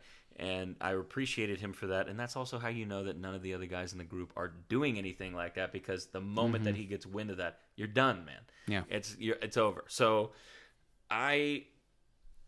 obviously the violin not being there is a huge problem for a lot of the forums and the fan pages and the people, the rumblings that you hear on the way out of the shows and everything like that. And there are some people that are just old school people. Yeah. Even before, Buddy came along, it was, there's too much guitar or there's too much whatever, So you're going to get griping no matter what. Yeah. But sorry, go ahead. I guess my question is, would you ever be interested in seeing a violin reintroduced to the band? Not him, obviously, because he won't. I mean, he came to Tampa, I think it was before COVID. At the Attic, right? Boy. You saw it? No. Oh, you but saw I saw clips. Clips, and I Weird. think I sent them to you. I was like, this is just not good. Yeah. The guitar player he was playing with, I mean, they sold out the Attic. Yeah, sure, just to see what he's up to. Just for the name. Absolutely. And everybody's like, are you all right? Like, he's obviously not doing well. Was it out of tune and just a mess? Well, he's notorious for being out of tune and everything like that. I mean, a lot of the live stuff you hear, like the Piedmont Park, famously, and Warehouse, where he's just dropping the ball. He has no idea what the fuck is going on. Yeah. Rapunzel in 2016 for Tampa, when we were both at that show. Yeah, that was just like, it's what a the train fuck? wreck. Yep. In the beginning, I remember. in the middle of the song, I remember seeing that. You I seen was the like, fist pumping? Yep. Yeah, absolutely. That was nuts to me, because I remember my buddy Jordan, who I go to see Dave shows with down in West Palm sometimes. He was like, the message boards and the forums were blowing up about the song getting fucked up so bad. Yeah, it was a train wreck in the middle. And then, was that the one? Oh, no, it was Ants.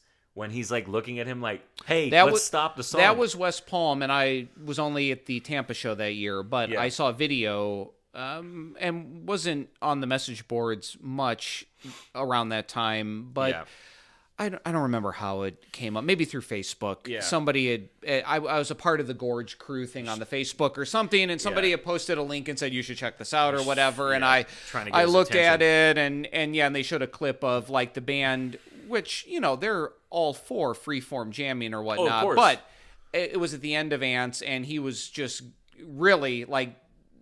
I haven't seen it in so long. I think he was kind of in his own world and just continued to saw away on the violin and solo to the fact where Dave, perhaps jokingly to Carter, perhaps out of anger, perhaps a mix of both, was kind of like throwing his arms up going, well, what are we going to do? Yeah, So he just kept going in his own world, and that was all leading into the end of the 2016 tour, which was the end of their association with Boyd and all of that. And then the kiss happened after that, shortly after that. Do you remember that video that I showed you? The Charlottesville show? Oh, yeah. Where Dave goes to hug Boyd, and Boyd just kisses him on the mouth. Oh. And Dave's like, what the fuck are you doing, man? And then he plays it off because he's all cool about, whatever. And then I bet you he went backstage and was like, dude, what is your problem? And that was in the midst of everything starting to come to light in terms of like, hey, man, you need to give us more energy. You need to give us more of you. Yeah. Like, you're out of touch with what's going on. Like, we got to drag every ounce of energy out of you. We got to get you motivated in the studio. It should be fun. This is what we've been doing for our whole life. Like, it's crazy. So, would a violin in the band do anything for you now?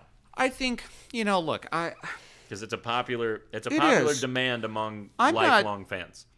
As just your average schmo fan, I'm not gonna know what the band is thinking about bringing in certain instrumentation, and I would never pretend to be in their heads and know. Just as a fan, would I like violin back? It's nothing to do with Buddy. No. And there are certain songs where I think he plays some keyboard stuff that is great. Yeah. That takes care of the violin, and I don't miss the violin at all.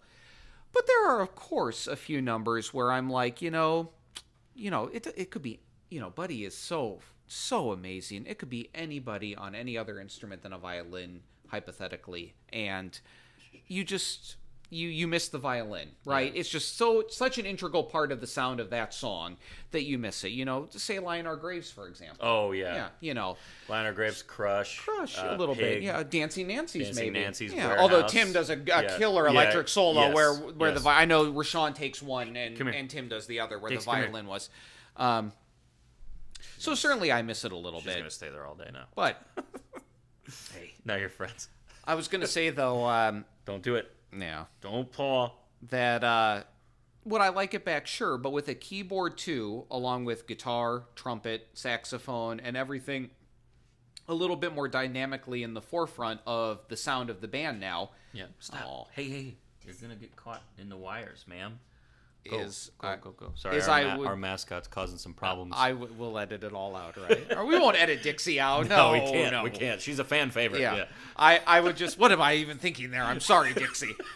I just don't know if there's a lot of sonic space for it. Yeah, and I don't want Buddy to go. No, I'm just saying, like, you've got the keyboards, you've got all this stuff going on. Is there room sonically for a violin now too? And I know that Butch played with them when Boyd was in the band, but there wasn't a trumpet player and there wasn't Tim. No, and I think a lot of it comes from like the fans that think that there has to be a this or that with Buddy or Boyd, and it's not necessarily that in terms of members of the band. It's just in terms of I just think Buddy's a better musician. Yeah. I mean, sue me, but I mean. I've seen him live. I've seen the keys that he brings to certain songs that you would just never. I mean, you would think that they belong in there because obviously Butch Taylor's done work on them before, but he's also got the best voice in the band. Yeah, like classically trained, like gospel voice, where he is just taking you to church, man. Yeah, it's nuts. He's the lovely ladies wrapped into one. Yeah.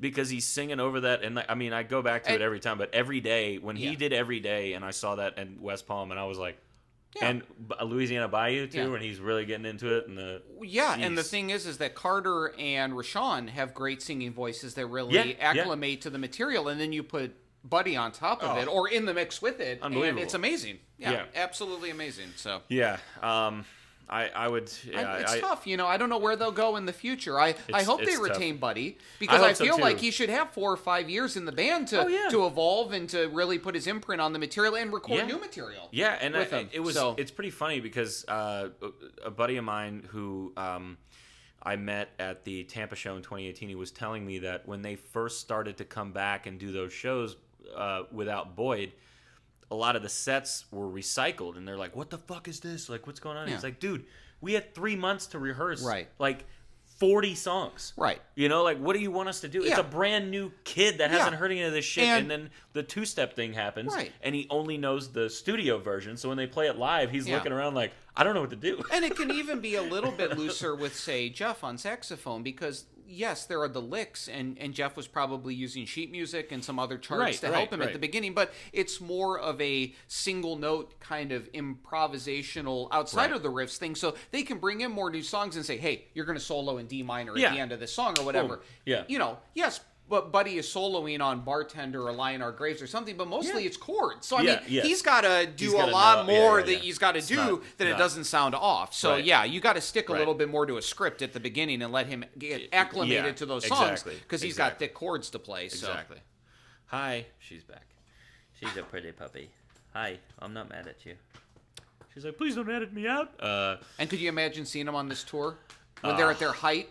Playing arenas sold out night after night. The set list that came out, the last one before COVID, went with I think they did "Stolen Away," they did "The Riff," they did "Sweet Up and Down," they did a lot of songs that they had time to rehearse it. It was Vegas 2020. Okay. In late February, before everything went to shit.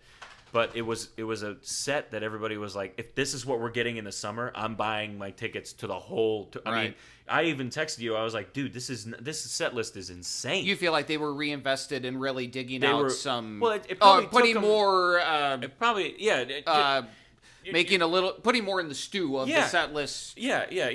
Just more to grab from in case something were to happen. You know, like obviously, deeper cuts. But I will say that I think the best show that I have seen was the last one that I've seen, which is West Palm in 2019 with Jasmine. That Saturday night show where they played for 3+ hours. Yeah. Oteil Burbridge came out, who hasn't guested with them in 20 something years, and I think it was like 22 years at the time. And then and they closed the night out with the ridiculous version of Ants. And it was just a magical night, man. It was one of those that I had I think 2 or 3 songs that I hadn't heard that happened that night. Mm-hmm. I'll back you up in the Stone for sure, and then I think there was another one too. Come on. So, there was a lot. I'm sorry, we're dealing with the pup. I've always been told dogs like me, so they're. It's a blessing and a curse sometimes. I would love to go see them again, man. I need that therapy in my life. I need that live feel. I need those $17 beers. I need the sticky shoes. I need those sweaty Tampa night shirts. But that humidity gets you 2 songs in. We need that back, man. We need that back. I need to lose my voice again for screaming Halloween. I need to see these guys again, man. So it's gonna be a hell of a time when it comes back. It's gonna be so euphoric when we can finally just gather together like that and do that. Absolutely. It's gonna be if your nuts. dream's any indication, you had a vivid dream we were all going to Dave Matthews this summer. I didn't tell you this. Oh. I had a vivid dream that Keith and I and Kelly was there and my mom was there and my mom and dad were there. Jasmine was there and like her family. But it was one of those dreams. I love you, Steve, but all you'll be saying is, when's Big Eyed Fish going to get played? Sorry. I love you, Is Steve. Big Eyed Fish on before these crowds? Okay, anyways, I'm sorry. Now I'm in trouble again. All right, go ahead. Sorry. You're in the doghouse. Sorry. It was one of those dreams where, like, you know what you're trying to get to, but you wake up before you can get to that moment. Yeah. And I remember specifically seeing on a Jumbotron from, like, outside of the venue and hearing it that they were playing Cornbread. Mm-hmm. I don't know why it was Cornbread. Must have been listening to it or must have been riding high from how it sounded the last time we played it, which was great. A huge surprise. Yeah, we're going to bring that back for... Totally thought I dropped the ball, but it ended up being okay.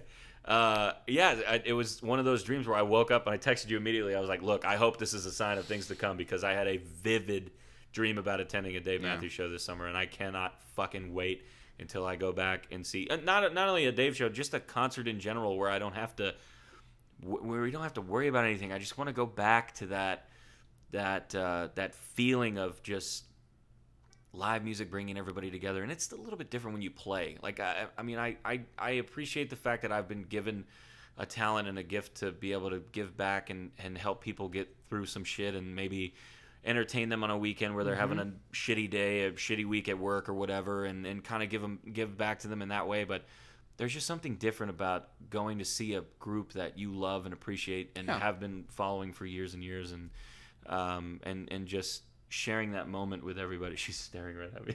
She's like, "What the fuck are you talking about?" So when you listen to this morning, do you feel like it's aged in a good way? It's a gift that keeps giving. Yeah. I mean, I try to step away from this album every once in a while because I like to dive back into it and then just go, oh man, this is just so good, right? It's so good. It's so good. None of the songs have lost their shine. No, I don't. I mean, even Stay. You know, it's like Stay has a moment of. That's what I'm saying. I like, you funky could outro. Pick like I hate to go back to Bon Jovi, but like, am I ever going to pick out Living on a Prayer and listen to it on its own? No, probably not. But when I listen to it in the scheme of the entire record, yes, or something like that, or Don't Stop Believing, right. But if I want to listen to Escape by Journey, and I listen to that album all the way through, it serves its function as part of the track list, right? Yes. So I can listen to Stay within the fabric of the album and really enjoy it. Yeah, more so than just picking it out on its own and listening to it. And when I listen to all of the tracks in their order and go through the experience or the journey again of it, it hasn't lost anything to me after, what are we on now? 20? This will be 23 years end of April. Yeah. Crazy. Yeah, 23 years. They really made a masterpiece. Wow, they did. And they have famously said that it was a very tense time in the studio because of how perfect everything had to be. Yeah. And a lot of the stuff that Dave was writing he brought into the studio, and it was just kind of like, let's see if it happens. Boyd didn't know about the violin solo on Crush until the day he walked in when they were recording Crush. Really? Yeah. Oh. That's what's the legend behind it. But nice. It's pretty incredible that these five dudes just got together and created such a unique masterpiece. I mean, like, this is not a radio friendly record at all. It's not lyrically it's not very friendly to the ear, where it's like, oh, these are catchy poppy lyrics, other than Stay, obviously. But even Don't Drink the Water and the singles, what was the other single that they had? I mean, Rapunzel. Don't Drink the Water, Stay, and Crush were the main three. But Rapunzel was released later on as the final single. Yeah, not a lot of it was structurally very hard to follow. I mean, Crush is one of those where it's got the bridge, the pre-chorus, the interludes, like all that. It just kind of intertwines with it. So, 23 years, man. It's pretty. It's pretty crazy to think that it hasn't really lost its touch. And I think about how it's a blessing that the popularity of Under the Table and Dreaming and Crash afforded them the creative luxury to experiment, right? Because they were probably at the time given pretty much free reign. Yeah. And yes, none of the singles, while well known, like Crush and Stay, and you could say some of that is through the passage of time and the live shows, but even at the time, charted high on, say, adult contemporary or rock charts. Yeah. We're not in the Hot 100 or anything. These are songs that, almost as much of a single as they were in whatever chart or format you want to attach them to. Really, the entire album is not radio friendly, as you say, outside of maybe Stay, right? Yeah, even Don't Drink the Water, as straightforward as it is this dark kind of D drop tune, drop D tuning kind of dirge. It's a Peter Gabriel, very dark kind of moody song. Yeah. So there's really one kind of summertime anthem with Stay. So you think of how successful and how legendary the album is for being it's incredible. A little bit more avant-garde. Yeah. It's pretty amazing. So. Yeah. I love it. And this was a blast. I love this album, and I'm actually excited that I was able to talk about something that I'm well versed in rather than just like learning about a new album. So we have one. There's another. So we have one question here. What's that? On the Scratch Track podcast. That's the whole theme of the deal. All right. So break this down for me. What do I have to do again here? So I want you to tell me a time that you wish you could have had a scratch track. Now, it's not, I say this every week, it's not something as cliche as, if you could go back in time and change one thing, what would it be? It's not necessarily a change. It could be something that you enjoyed that you want to do again. It could be something that you going into it, if you had a parachute on your back, you would have jumped off the cliff if you knew you could get a second try. For example, to put it in music terms, a scratch track for me, when we do it with Steve, I use that as a kind of feel for the song, knowing that it's not going to be the final copy, but to have something to refer back to when you're making that final cut. You know what I'm saying? I think so. So it's a little confusing if I put it in terms, because I'm horrible at explaining things. So essentially, it's just something that is you're able to see in a different light because of the fact that you have a safety net. Okay. So something that you would do again, something that you would do differently, something that you just want to go back to and be in that moment. I mean, or like at a concert in 2019 or something. Or something. But yeah. Oh, well, I mean, I let me just say this. I mean, in terms of something that I would do over again in a heartbeat, because I really don't live with a lot of regrets overall. It's a popular response as well, yeah. Oh, sure, I know. You know. I mean, I think it's kind of silly to say we don't have any regrets, right? Right, But, you know, but you try not to live by many of them. So True. I don't have a lot of regrets. Yeah. So I certainly wouldn't change a lot. I mean, I think that if I could do it all over again, in the sense of would I, after I finished college and after I got into teaching a little bit, you know, you could go back and say, would I want to try my hand out in LA? Would I want to go to Nashville? Okay. Would I want to go somewhere and try a different path?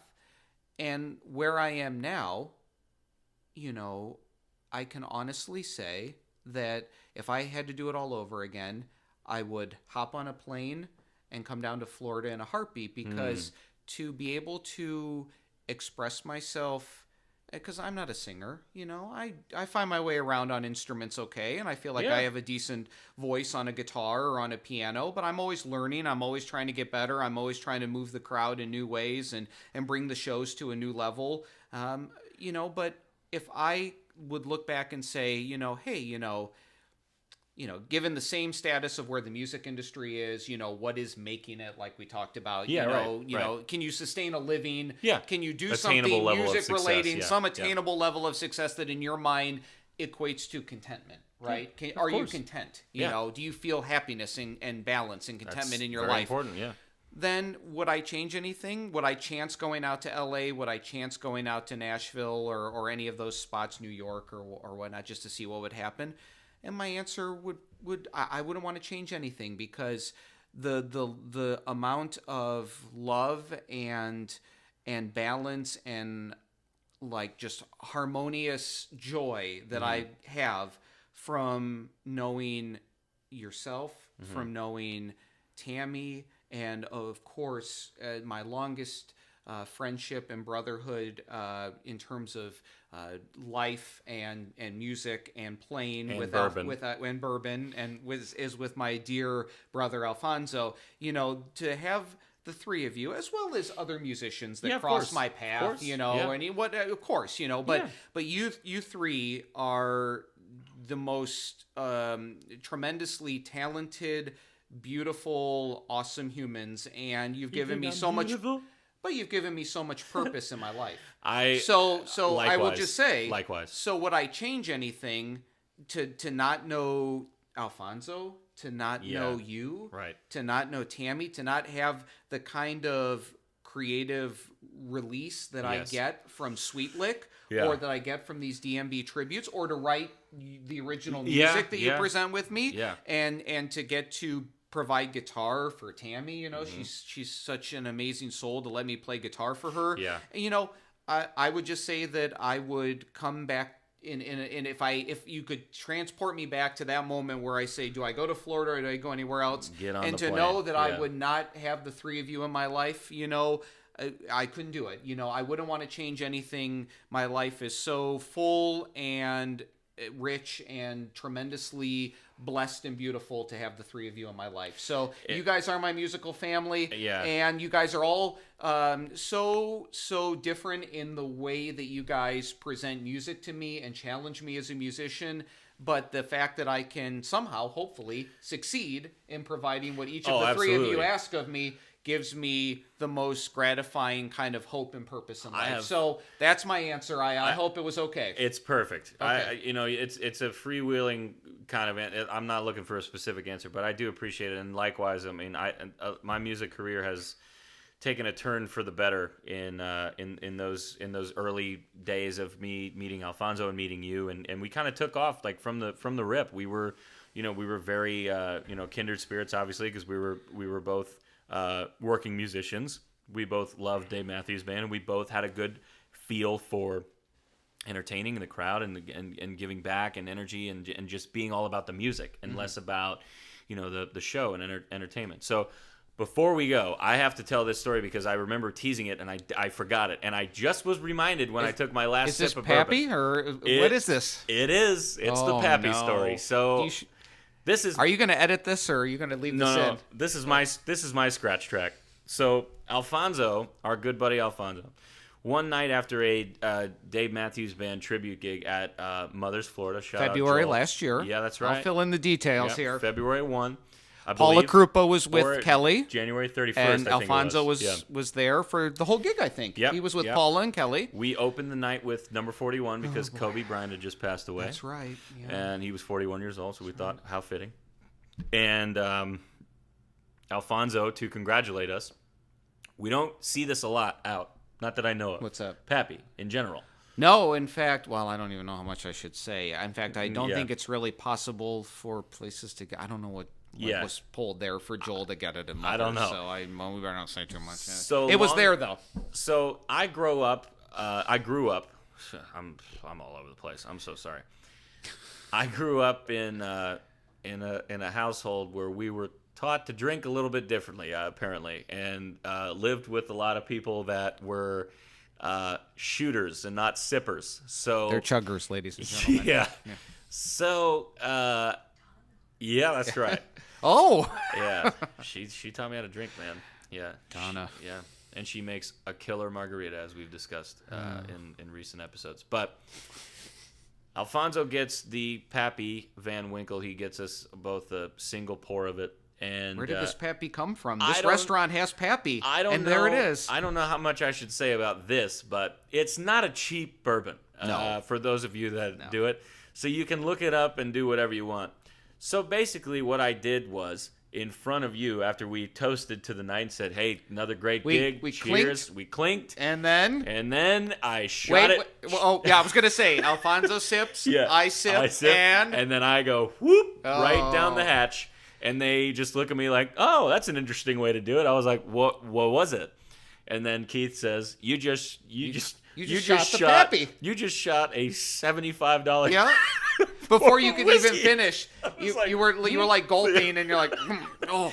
Yeah. So they looked at me like I was a little challenged at the time. And for we still sure. haven't had the Pappy since, but you No, know now. I know now. Don't shoot the I Pappy. know to ask now, yeah, and they still tease me about it to this day because Oh, goodness. it's not bourbon's a drink you gotta sip, you gotta enjoy, relax, and I didn't know that. I grew up, I did it again. Yeah. I grew up in a house and lived with my roommates in college and partying in college and things like that. We didn't have those. We had beers that you could shotgun. We had we had You weren't cheap sipping? tequila. No. Oh. We had cheap tequila, cheap rum, cheap whiskey, cheap everything that you Yeah. just threw right back to forget that you were even drinking it in the first place. Right. And I've never had something so great. And I got to be honest, I really wish I could have savored it because it was quite the experience for sure. Yeah. But what Someday. a night. That's my scratch track. To go Someday back and you'll come sip- across. That's a good scratch track for me. I wish I go back and sip the Pappy. Okay. Sip it. Sip Not it. shoot it. Sip the Pappy. Don't shoot it.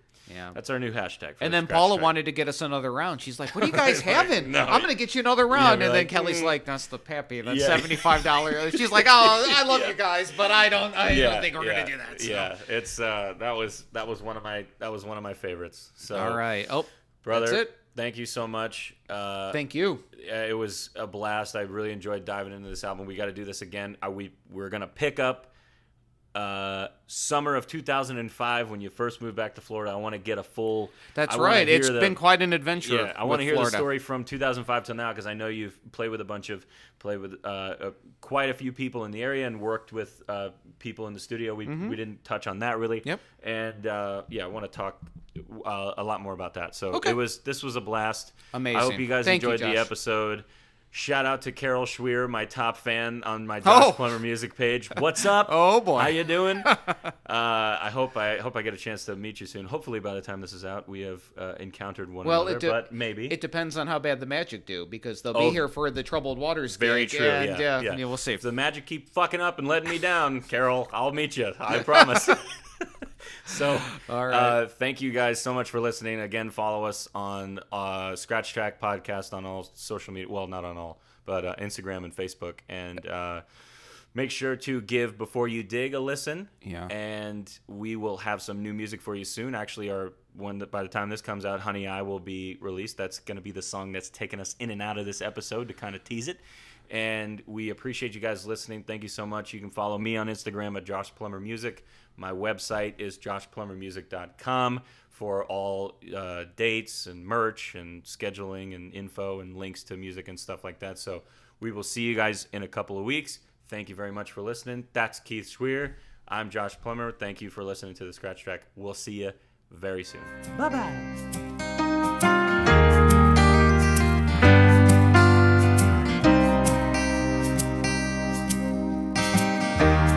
All of that whiskey